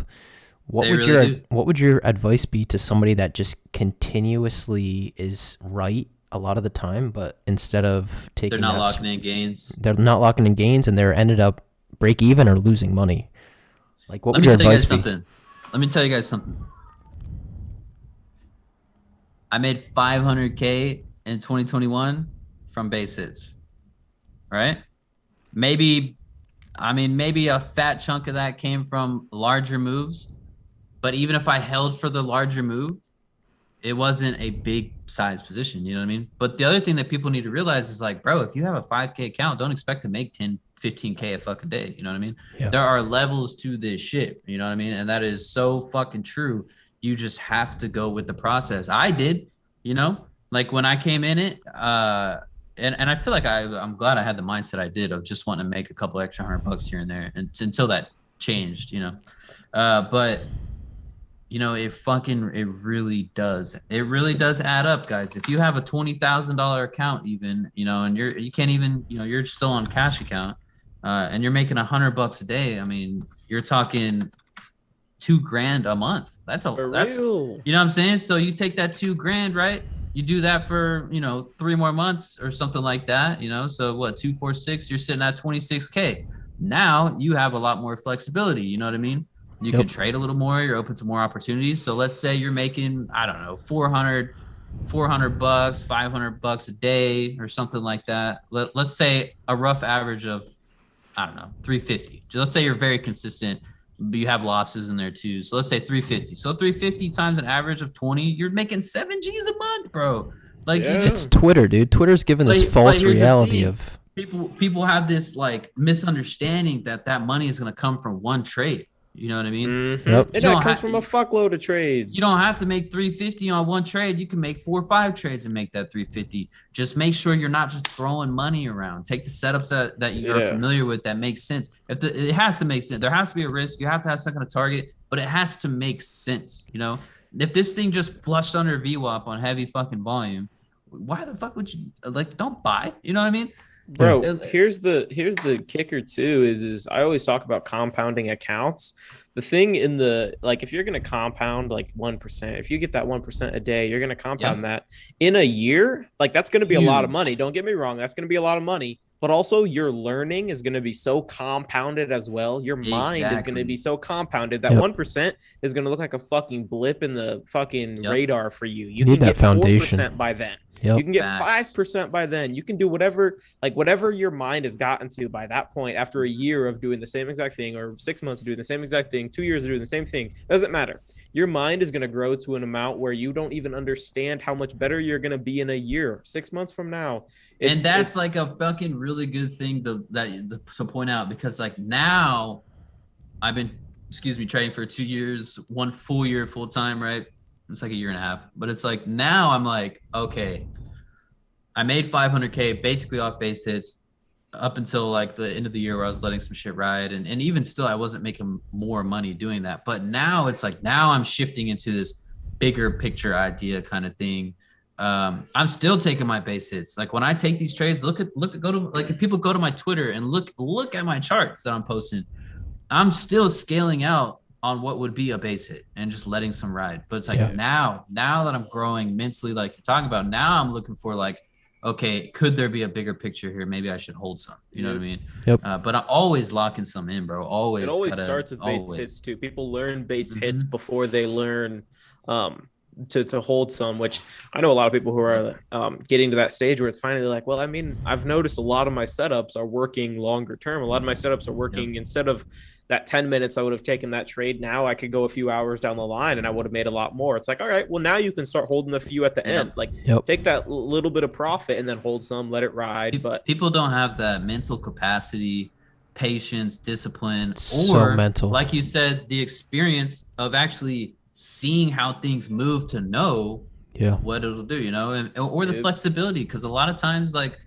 shit's moving way different than it was from last year. You know what I mean? And people see something and they might hold on to it way too long. Like you have to be ready to notice something very quick and be on top of it, bro. Flip that fucking bias. Flip that. Like if things were popping and fading for 3 days, cool. Rock that shit until you can't, and then fucking find out what the new thing is. You know what I mean? The undefeated strategy too. Like if you're up and you scale and then you adjust your stop loss to break even, you win. Like you win no matter what, unless you're Antonio Acosta, who says just remove your stop loss. That dude, I mean, I have no problem calling that dude out. Dude. But that's 100%. That's what I do. I'm gonna keep it real. It's a win-win. Like, and I tell my followers too. And unless I'm trying to make a swing work or something, or I'm working my way into a swing, it's a little different. But intraday, like all these trades I'm taking, all these day trades I'm taking with size and shit like that. Once it moves in my favor or moves down in my favor, whatever side I'm on, and I've locked some in, immediately stop, is around or at break even. You know what I mean? Sometimes I won't even let it get to break even. If I know, like if I see something in the tape, or if I see something like volume fight, or if there's like, I don't know, fucking PR drops or something that would make me want to stop out, then I won't even wait for break even. But dude, once I'm in the money, dude, I'm keeping that money. I'm taking all day and fucking going 100%. Because people, man, like I said, people that are throwing money around without some real process. Eighth just got granted stupid patent. But once people are just throwing money around, there's no real process, there's no real plan. They don't know what their fucking stop is anyway. So it just starts going against them. There is no plan. Like I don't know. Definitely a good like rule of thumb, I think, is once it fucking goes in your favor, I'm talking a good leg, where it's like, let's say you're getting in a higher low and you get that next leg. I mean, if you're going to continue in trend anyway, and you got in on the dip, you don't want it going below that. You know what I mean? You're breaking pivots at that point. So it's like, why not have your stop at break even, Yeah, for sure, man. Well, I think like all this stuff that you've said is going to be crazy helpful to everyone who's looking to, try to get into shorting, because a lot of people start long and then start to realize there's a lot of money to be made short side. So I think everything you've said here is absolutely I hope it helps, man. I'll be honest, everything is very case by case, with the market. And so I think that's why, people being in a room like you guys have, or people being in a room like we have, where it's like people get to see that case by case and how we reacted or how we traded it at any given point in time. That's what is really going to help people, because it's like nothing is identically like perfectly the same. You know, there might be things that are very, very similar and you can trade them the same, but you know, it's hard to explain things to a T because everything really is case by case. You know, it can't just like say something and then somebody goes and does it on the wrong kind of setup, but they didn't know it was the wrong kind of setup because, oh, what was this? But like maybe it was something that worked better on 12 mil volume, but the play had 60. Or, you know, maybe they thought it was a blow off top, but really, you know, there wasn't even an exchange, or it didn't even come into a key level, or it wasn't full para yet. You know, it's just, I don't know. There's so many different things. Maybe the play had fucking news with Apple, you know, like, and so it's just gonna move different. Like, I don't know, maybe Elon Musk fucking said he likes the stock. Like, you just never know, you know. It's really case by case, and there's so many different factors. But I think the best way to learn is definitely the screen time. And if there's somebody that's doing it already, if there's, I mean, anything in life, if there's somebody that's doing what you want to do, take notes, bro. Watch what they're fucking Don't be afraid to ask questions either. Yeah, if they're accessible, ask questions. You know, I tell people I'm accessible. I had so many people that message me now that I feel bad. I can't get back to people like right away, but I do, bro. I eventually, like, whether it takes a day or you know, takes till after hours, I message people back and I try and help them because I don't know, bro. I think if you give more, you get more. You know what I mean? For sure. Just whether, you know, it's karma or just, I don't know, man. You do. I think it's true, man. Energy you put out is energy you get in. I feel like it's definitely real. And that shit's 100%. Contagious, man. That shit spreads. It's like you never know the impact you're gonna have on one person, and they might run with that, and then they'll impact another person. And if there's any way to really change the world, or at least the community that we're in, or help people, it's definitely by giving back. Yeah, I mean, I was giving Mikey props on Voice earlier this morning. I don't remember when. It was pre-market, I think. And this goes for you and everyone else who's in Voice, man. You guys have such a positive energy on Real Ones. I hop in there, you know, maybe for an hour a day, or, you know, maybe a couple times a week. I hop in there and you guys have such positive energy. It boosts me. Like, it literally does. That's Sometimes awesome, I'll hop in and I'll be like, wow, man, these people, like the vibe you guys have, the stuff you guys talk about, the way that Mikey's always constantly laughing at everything is amazing. So like, I just get kind of a mood boost from being in that chat for a few minutes, just listening to you guys. It's awesome. I appreciate that, man. I'm glad. And I hope everybody else feels like that, you know, like, who knows how big it's going to get. I personally like where we're at right now. I feel like, you know, the bigger we get, the more eyes we get on us, and it's just, you start having a lot more bullshit that's coming in, whether it's drama or, you know, people trying to stop plays. But I like it, man. I like that I can still be pretty accessible to all the people asking questions, and we can do things and enjoy it with, you know. We did change. I think we all decided we're gonna instead of doing Voice all day, we're going to start doing it in pre-market, and then the first hour of open, or first hour and a half of open, since that's when we make most of our money, because after that we're pretty much just sitting there, you know, in a market like we're in right now. If things get crazy and start going crack, we'll be in there all day. But yeah, man, pre-market in the first hour or two of open, and then we'll move along. It's been fun though, man. I love those guys, bro. Mikey is he's such a character, dude. His Pokemon is hilarious. When people bring up Pokemon or something, he's always, you got Pokemon? You getting a Pokemon? You had a Pokemon? It's so funny, bro. I fucking love that dude, bro. It's funny. We got to Miami and it was like, you know, we thought we had this dope ass place, and it ended up just being like replaced with one bed in the room. It was me, Mikey, and Herb. And I was like, honestly, Herb, like, because Mikey got there late, I was like, honestly, Herb, I don't care, bro. We can share the bed if you want. Like, we can make like a pillow barrier or whatever. And Herb was like, oh, I don't know, man. I think I'll just sleep on the couch. Mikey got in there. He was like, fuck yeah, bro. We'll share a bed. Dude, he's so funny, man. He's such like a kind soul too. You can just tell from his voice that he's so like just nice as fuck. He's super like humble, man, and just, you know, you can tell he's super grateful for everything he has. Like, he's definitely been through some bullshit too. You know what I mean? Yeah. And I respect him a lot for it, because a lot of people, man, they go down that route and they don't find a way out, or they don't care to find a way out, and they just keep going down that path. And it only leads one way. You know what I mean? So it's cool to see people that made it out and can spread the love. You know what I mean? Yeah.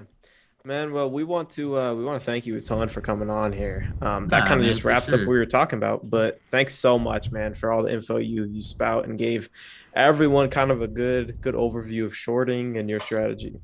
Yeah, thanks for having me, man. It's a pleasure. I really like what you guys are got going on, what you guys are doing. There's definitely been a couple of people who've asked me, and I kind of just give them the. I feel bad to give them the cold shoulder, but I really do genuinely like you guys and what you stand Same. for and what you guys are doing, man. It's much Yeah. love. We'll from have me and you to guys, for carry sure. Teddy in Valorant at some point. We'll give At him some point. we'll give him Fuck. an unplugged controller. That's probably best off, man. I'll think you can play for me, and I'll think I'm like absolutely killing it. I'll be like, dude, look at what I'm doing, bro. Everybody's like, "Holy shit, he's a monster!"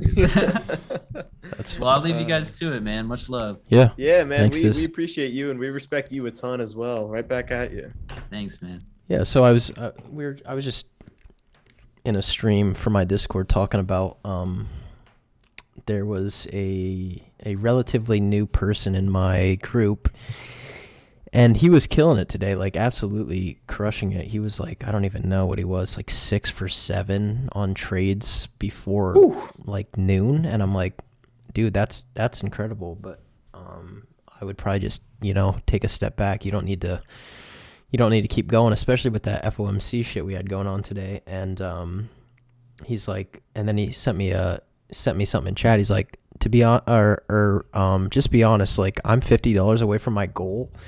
What would you do? And I'm like, well, I'd if pack you're- that shit up. I'm like, yeah, if you're 6 for 7, like get up and walk away. Only take something if it's like A++ to you, like whatever. He's like, yeah, you're right. I get a message like 10 minutes later. He's like, oh, just hit my goal. He just like, oh, just made $50, hit my goal. I'm like, dude, that's great. Now really, like, stop.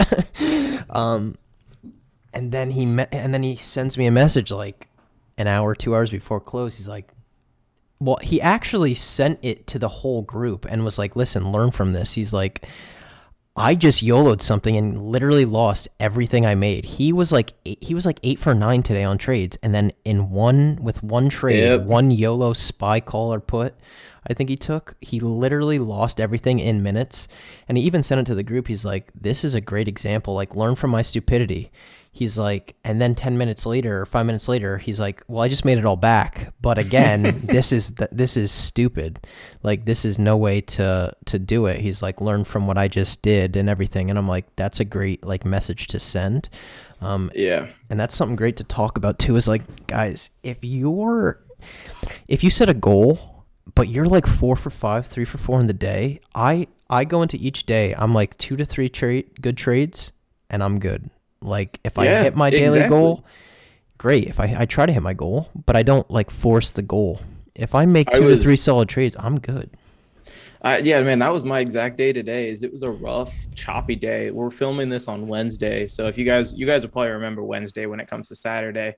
It's the day where SPY went down 2%. We in my group literally, I made 3 trades today. All 3 were green, and I was just like, I'm packing it up. Like I can't. Like, I was focused, and I didn't take a trade for about an hour and a half into the day. I took one trade, waited another 30 minutes, took a second trade, and then my third trade came during power hour. And I was sitting there all day looking for a damn trade to like make that third trade. And I sat there for an hour, and then it became 2 hours, and then it became 2.5 hours. Yeah. I hit that third trade, and I said, dude, I don't think I can find another one that's going to get me a fourth trade that's good. 4 for 4 would be amazing, but I'm not going to try for it. I'm just going to sit here with 3 for 3.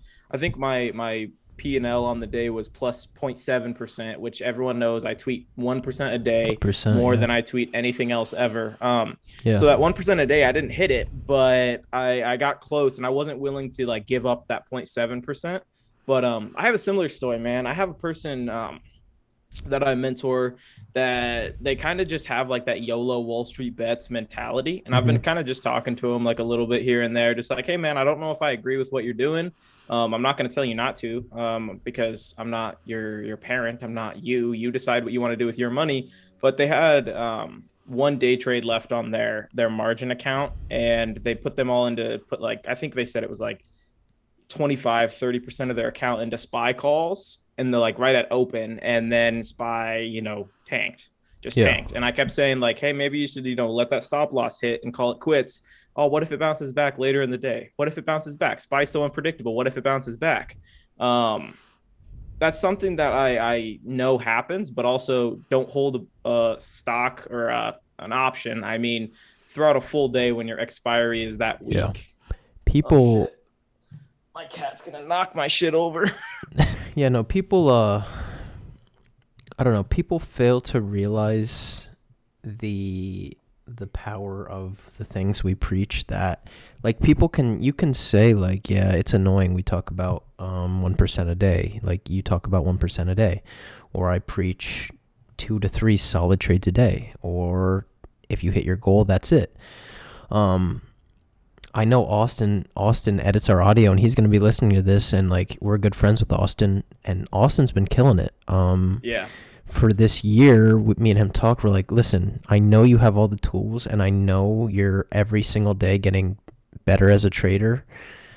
The goal, the thing for you this year is don't overtrade, don't give it back, because I would see, oh, Austin's killing it. Oh, Austin's giving it back. Well, now this year, Austin's killing it. Austin's not giving it back. That's the key. I saw somebody tweet this, and credit to whoever tweeted this because it's kind of genius.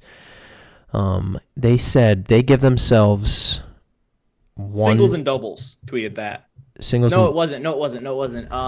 Fuck, wrong person. It was someone that Booch. I know what you're talking about. It was like the one trade a day. He gives himself one trade. If it's green, he allows himself another trade.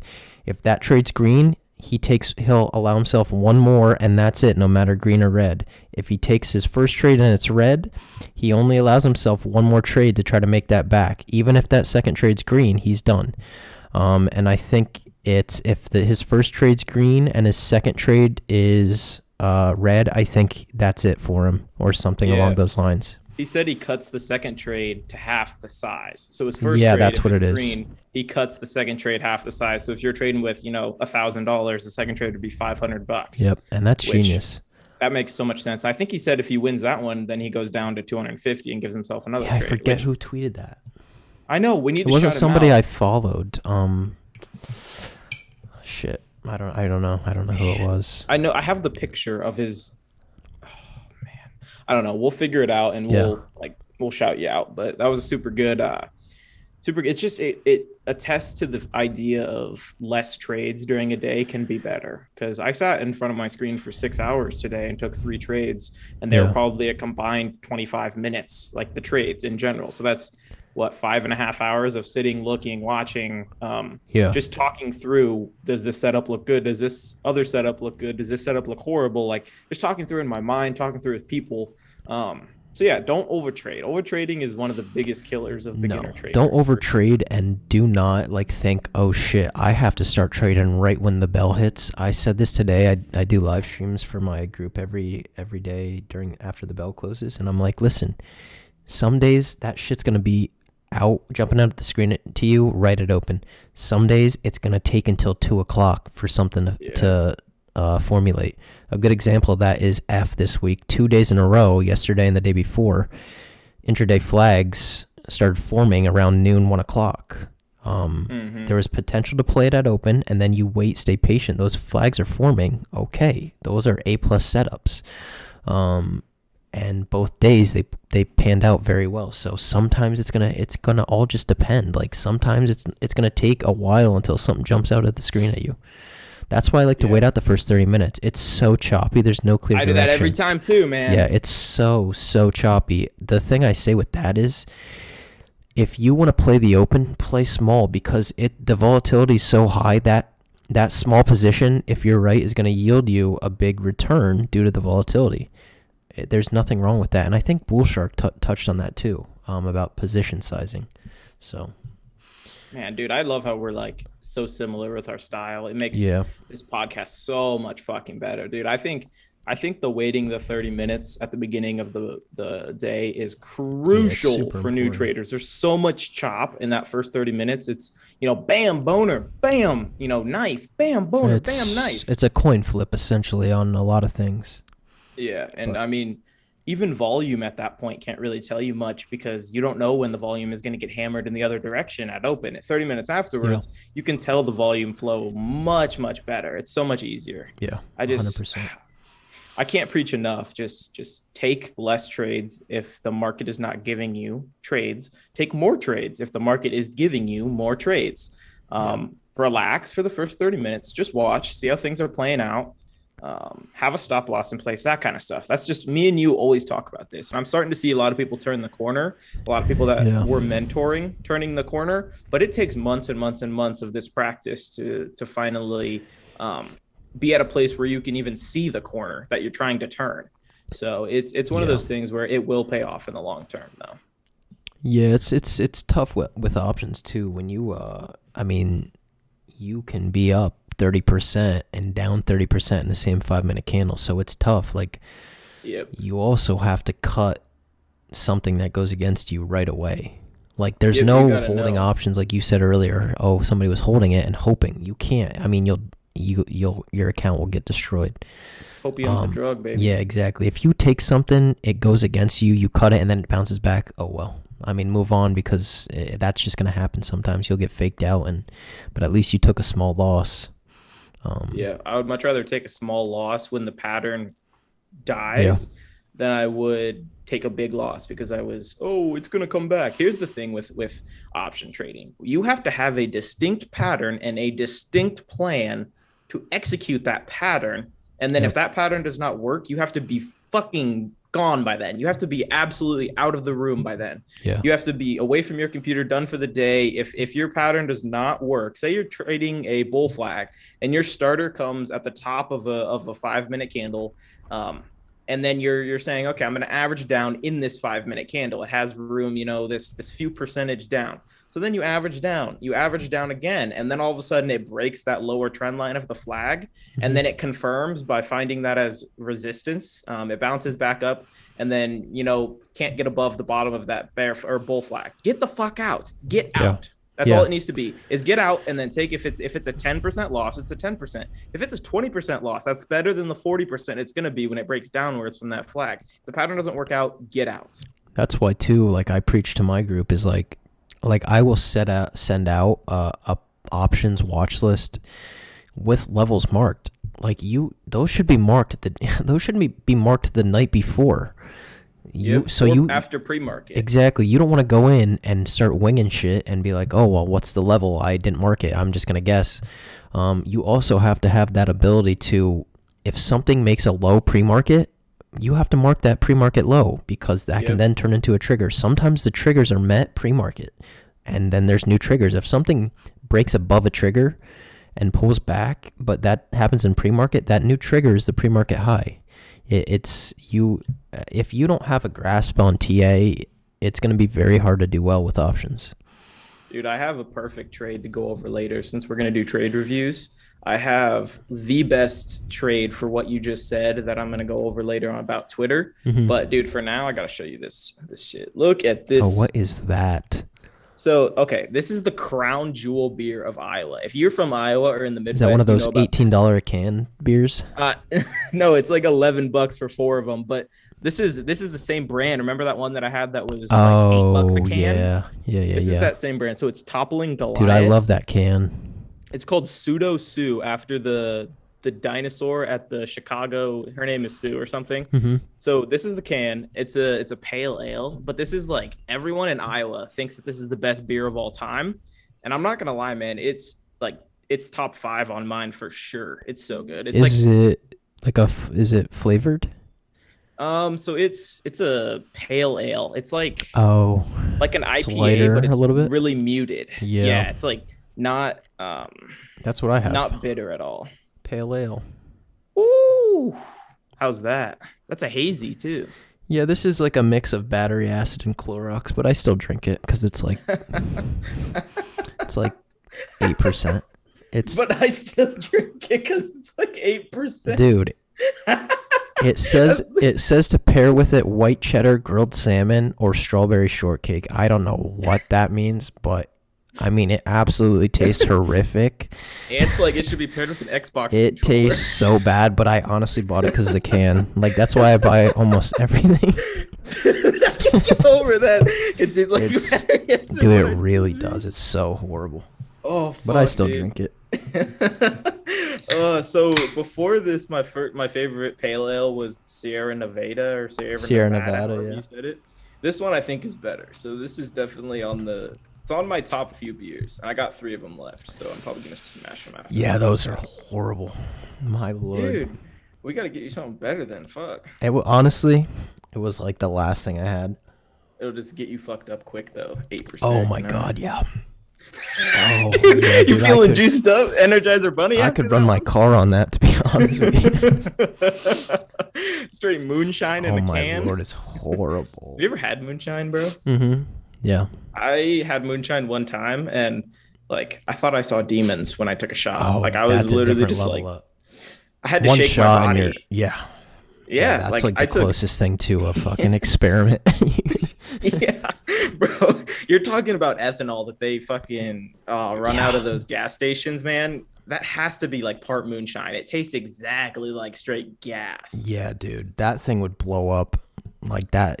I mean, yeah, Dude. moonshine. Bro, I cannot. I know that my friend had like apple pie moonshine that he was like, "Oh, it's so good." So I was gonna try it, but Yeah. I don't They even know, man. they like name them some crazy flavors like strawberry shortcake. It doesn't taste like anything. Yeah, it Like I just don't know tastes where like- you're getting that flavor from because it doesn't taste like that. Bro, weed is like that too, where they'll be like, yeah, dude. they'll call it like cotton candy, and then all of a sudden it'll Yeah. straight up just be fucking like pepper in the back of my throat. But Yep. do you smoke much?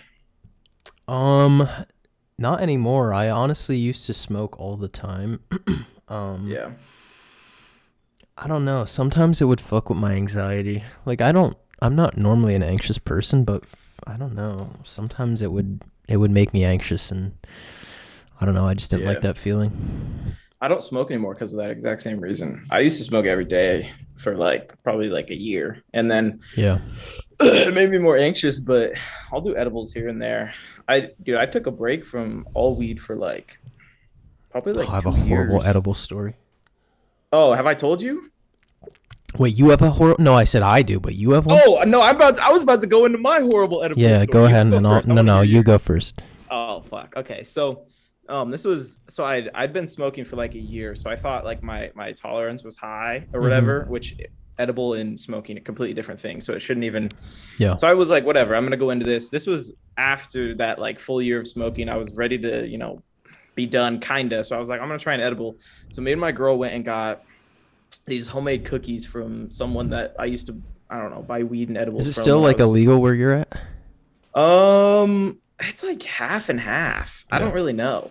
Like they can sell them some places, but then you can still go to Like jail with a if you medical have it on the card? street.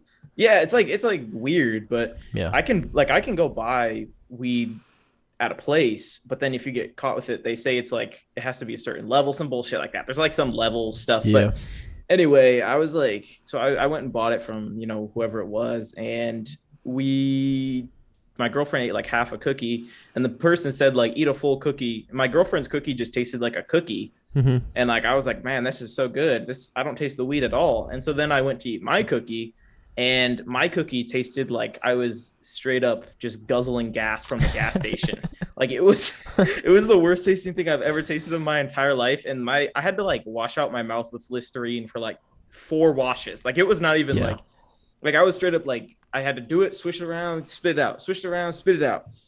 And then I didn't feel anything for about an hour. And then I went to a different planet, man. Like, I mean, when I say I think that cookie got like half of the weed from that entire batch of cookies, I mean, I think they must have fucked it up real bad somehow, because I've done a lot of edibles and I've never felt like I was an inanimate object. Oh, that's a different high, dude. For that fucking time, man. I was convinced. So I was convinced I was shot out of a cannon and was in space. And then I tried to go to bed because my girlfriend was like, you're really, really like something is very wrong. Like you need to go to bed, because I was like sprinting around with my tongue out and shit. Yeah. And she was like, you need to go to bed. So then I went and put like calming music on, because at that point I was about to have a fucking anxiety attack too, because I couldn't figure out why I was in space. And then I was convinced I was stuck as the bed for the rest of my life. And when I mean convinced, like I mean like my entire being was convinced that I just was the bed for the rest of my life. Dude. And I then puked everywhere because I was so scared. And I went into her bathroom because this was at her place, and I puked so much that it covered half of the bathroom floor just in straight. Ew, dude. And then she came in and puked on top of me. And we both puked, and then we left it until 4 a.m. the next day, where we woke up before her roommates got home. And she had to clean it all because I was still convinced. I was like, I don't know, man. I was still really fucked up, but dude, I didn't do anything for like a year after that. It's all. Way different than smoking weed. It is not even remotely the same. Crazy, bro. Man. The story What's your story? I want to hear yours. So I was watching the Super Bowl by myself like 2 years ago, and I'm like, damn, this is stupid. Like, I'm bored, and I had a brownie, and it was like gigantic, like a whole, it looked like one of those long Rice Krispie treats that you can buy, like the XL Rice Krispie treats. The tall. I'm like, this is like 5 brownies in one, so I'm gonna save this. And so I ate a slice of it, and I don't know what my dumbass was thinking, because I only like waited a minute. I'm like, wait a minute. I'm not feeling anything. And like in retrospect, it was like a minute, and I'm like, and so I kept eating it. And dude, I ate half the thing, and I'm like, it was like 3 minutes later, I'm like, I'm still not feeling anything. So I ate the entire thing, all but like 1-2 bites. And it hit me so hard. I just remember looking at my phone, and it just started to like separate from my hand. And I'm like, it was like I couldn't read the text on my phone. So I put my phone down, and I'm like, dude, I need a drink. In the worst way, I walk out to the kitchen, and I see a water bottle sitting on the kitchen. I'm like, that's not even right. There's no way. That's like not even a water bottle. So I turned around, and I walked back to my room, and I'm like, wait, I went to get a water. I'm like, where is it? I turn around, I go back out, I bring the water bottle back, and I am just staring at this Aquafina water bottle. I'm like, why do I have this? And I forgot I needed a drink. Dude, I ended up like laying in the fetal position in my underwear, and I'm like, dude, I gotta call the ambulance. I know that exactly. I dialed 911 and fell asleep and woke up, unlocked my phone, and 911 was on my phone. I was about 5 seconds from calling the ambulance. Bro, dude. I thought I was gonna die. I could feel my heart, dude. Like I'm looking through my shirt. Exactly, I'm like, I can see my heart beating and moving my shirt. So I took my shirt off, and I was just laying in bed, completely naked except my underwear. I'm like, that was the last time. Bro, never again. That's a feeling that if you've never felt that, dude, it's so hard to explain. Dude. Of like thinking your heart's gonna like die or like stop beating because that's a real feeling. Yeah. Hard. Oh my goodness, man. Yeah. So if you take edibles, just wait about 5 minutes. Yeah. Make sure it'll kick in. It'll kick in. Sometimes I take like real light edibles now to sleep sometimes. Yeah. It'll kick in like after like an hour sometimes. Also, don't get a homemade edible from the back alley of a bar, which I don't ever do that, man. No. Never. If you're listening to this, like go to somewhere. Yeah, if you're above the age of 21, just go get a real one because I think I was like a couple of years below, and it was horrible. Yeah, I remember I got it from the back alley out behind a bar from somebody, somebody that I didn't even know, but he was friends with my friend. I'm like, okay. Now I'm so worried I'm gonna get laced with some shit if I were to buy some back alley because that's happening so often. It's a I had a real buddy thing, from high dude. school. So yeah, speaking of edibles, what do you think of Tilray right now? Wow, what a transition. Yeah. I'm actually going to pull this up on my screen. I think that's what I'm doing. People are seeing it on yours. I think people are going to be able to see this. I wanted to start showing the charts as I explain them. So I have some bias towards Tilray for a couple of reasons. One, weed as a whole never holds gains and has not for quite a while now, so I find more opportunity elsewhere. But I do think that weed in the long run is going to pay. A lot of these things are getting dangerously low. Yeah. I need to zoom out. So essentially, we've been in a downtrend since the 9th of February of last year. So that's essentially about a year. The problem with this now is it has broken every support level. You can look to the left on this chart. Nobody's still holding this from December of last year, unless they're investors. And if they are, they took profit on that massive run. So looking at this chart, what are we, under $7 now? Yes, I like this long term, but if you're looking at my screen and see this chart, you need to see some sort of consolidation. You need to see some sign of a reversal. We've been trapped into the 9 EMA since the middle of November. The first thing I look for in reversals is a break in confirmation over the 9 EMA. So that's something to look out for. But long-term bullish at the moment, and just due to bias, not bullish, considering I've been burned on Tilray in the past, and the weed sector as a whole. They do not hold any sort of gains. They're good for a little pop, maybe a pop for 30 minutes at open, but that's about it. All right. So you're going bullshit for the short term, bullshit, and then bullish in the long term. Yep. All right. I think, okay, so I put this was on my watch list this week for a few different reasons. If you go back and watch if you go back and look at the last 3 December to January transitions, it always dies in December, and then it always recovers in January. It happened in 2019. It happened in 2020, and then last year it had that massive run. What did it run to? 70? Almost 70, high 60s. So yeah, it always dies in December and then absolutely boners in January. So I put it on my watch list for that reason, but I'm going to have to say bullshit as well. And the reasoning is I don't like the chart in the slightest for this year. The other years, there's been some sort of, uptrend. There's been some sort of bullish action before the December downtrend, and then it recovers hard in January. But this year it's been a full year downtrend. If we don't see Biden pass legislation for weed, then I'm really wondering what there is to look forward to here. And also I'm seeing increasing volume on the last 2 days sell-off, and that usually means continuation. It just broke a key level, so it's headed down. Can't get above the 9 EMA, can't get above the 20 MA. There's a lot of volume shelves above. There's a lot of bag holders from this downtrend. People are swinging, thinking there's going to be a pop, and there has not been a pop that's came. And then when the pop comes, it dies within 3 or 4 days.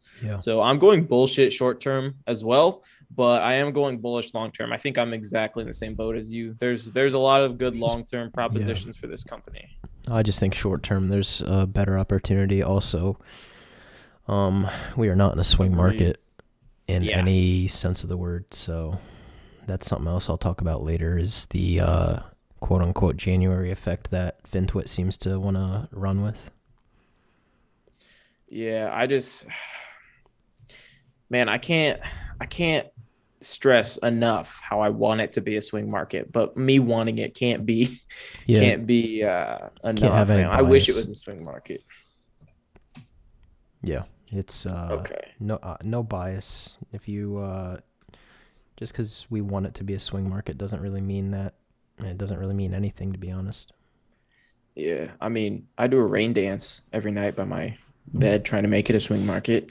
Usually I have a couple swings open at each time just in case, but I mean, you might need to try something else because that's not working. Yeah, fuck the rain. Dude, my rain dance. Dude, I bet if you eat an edible, it'll work. Yeah, I'll have a spiritual experience. Yeah. And then Tilray will go to dude.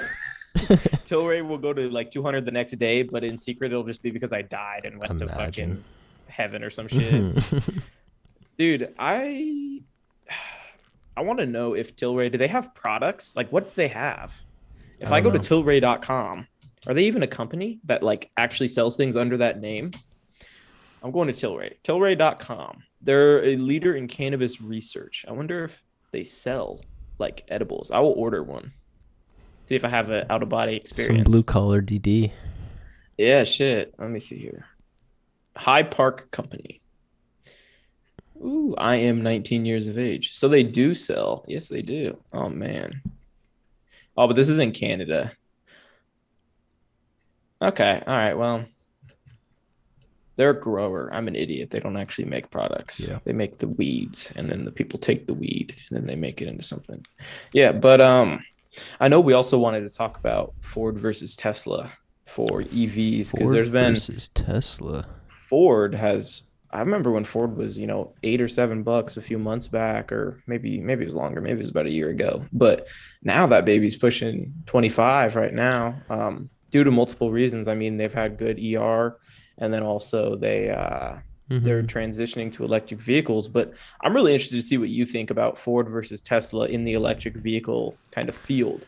Because I know Tesla has the mega share right now, and they're the massive player in that, and they're the biggest automaker in the world via market cap. But so the consensus with Ford, I seem to see, is that it's extremely undervalued, especially with what they're doing now with electric vehicles. I think they put out something like they'll be able to produce a certain amount of those trucks, which was a pretty big number. And they're obviously an established. Is it the company. Lightnings? The pickup, yeah, something like that. I forget what the name is. Or Maverick, maybe. I don't know, but it looks sweet. Yeah. What was I saying? Oh, yeah, people seem to think it's severely undervalued. We talked about this before, that these like Ford and all these other companies are going to be the leader with EVs because they're already established, and they already have the abilities to pump these vehicles out. So while I think technically the chart's overextended, I would not be surprised to see this at $40 or $50 middle of the year, to be honest with you. But comparing it to Tesla's such a cult stock, and not only a cult stock, but it's, Elon always pretty much backs up what he talks about. And they just beat delivery expectations. That came out, I think, Saturday or Sunday. So comparing the two, I think there's room for both of them. I don't think something like Ford killing Tesla will ever happen. I think there's a need and a want for both. So I am bullish on both of those long term, to be honest with you. I would have to say that I'm bullish on both of those long term for sure.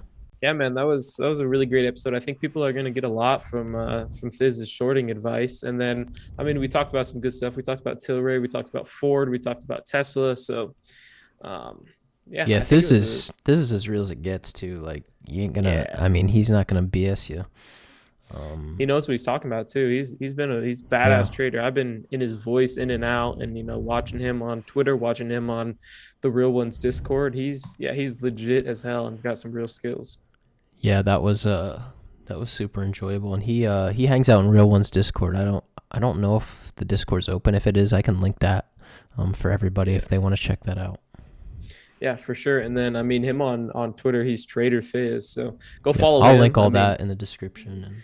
Yeah, for sure, bro. I think we just want everyone, give us a like, give us a comment, give us a subscribe, follow us on Twitter, do anything you want. Rating helps. Yeah, ratings are good. Comments. We have like Discords that we talk in. We got the mob with Incredible Bob where we talk in and give, swing trades, all that kind of stuff. We're looking to help you guys as much as we possibly can. Like this is not a game where we just like do a podcast and then like that's it. No, we're here constantly. We're here on Twitter. We're here on the mob. We have our own Discords. Ant's on voice, I'm on voice. We're all doing this shit to help everyone. We want to see people succeed. So, reach out to us. If you hear this, reach out, try to, ask us questions. Tell us you watched this and you have questions, or tell us you watched this and you want to join one of the Discords. It is what it is. We'll get you in there and we'll help you out as much as we possibly can. Yeah. And that'll all be linked in the description, guys. So, it really does help us. Like I said before, we make nothing off this. We make $0. But it does help us if you leave a rating or like or subscribe or do all of that on the platforms, whatever platform you're listening on. So we really do appreciate that. Yeah. All right. Well, peace out, everybody. Hope you learned something, and we will see you next week. Yes, sir. shelter you from the storm. Hold on, girl, I got the right tactics to turn you on. And girl, I wanna be the papa, you can be the mom. Do you see these dogs in your front yard? Just know upstairs I'm going hard.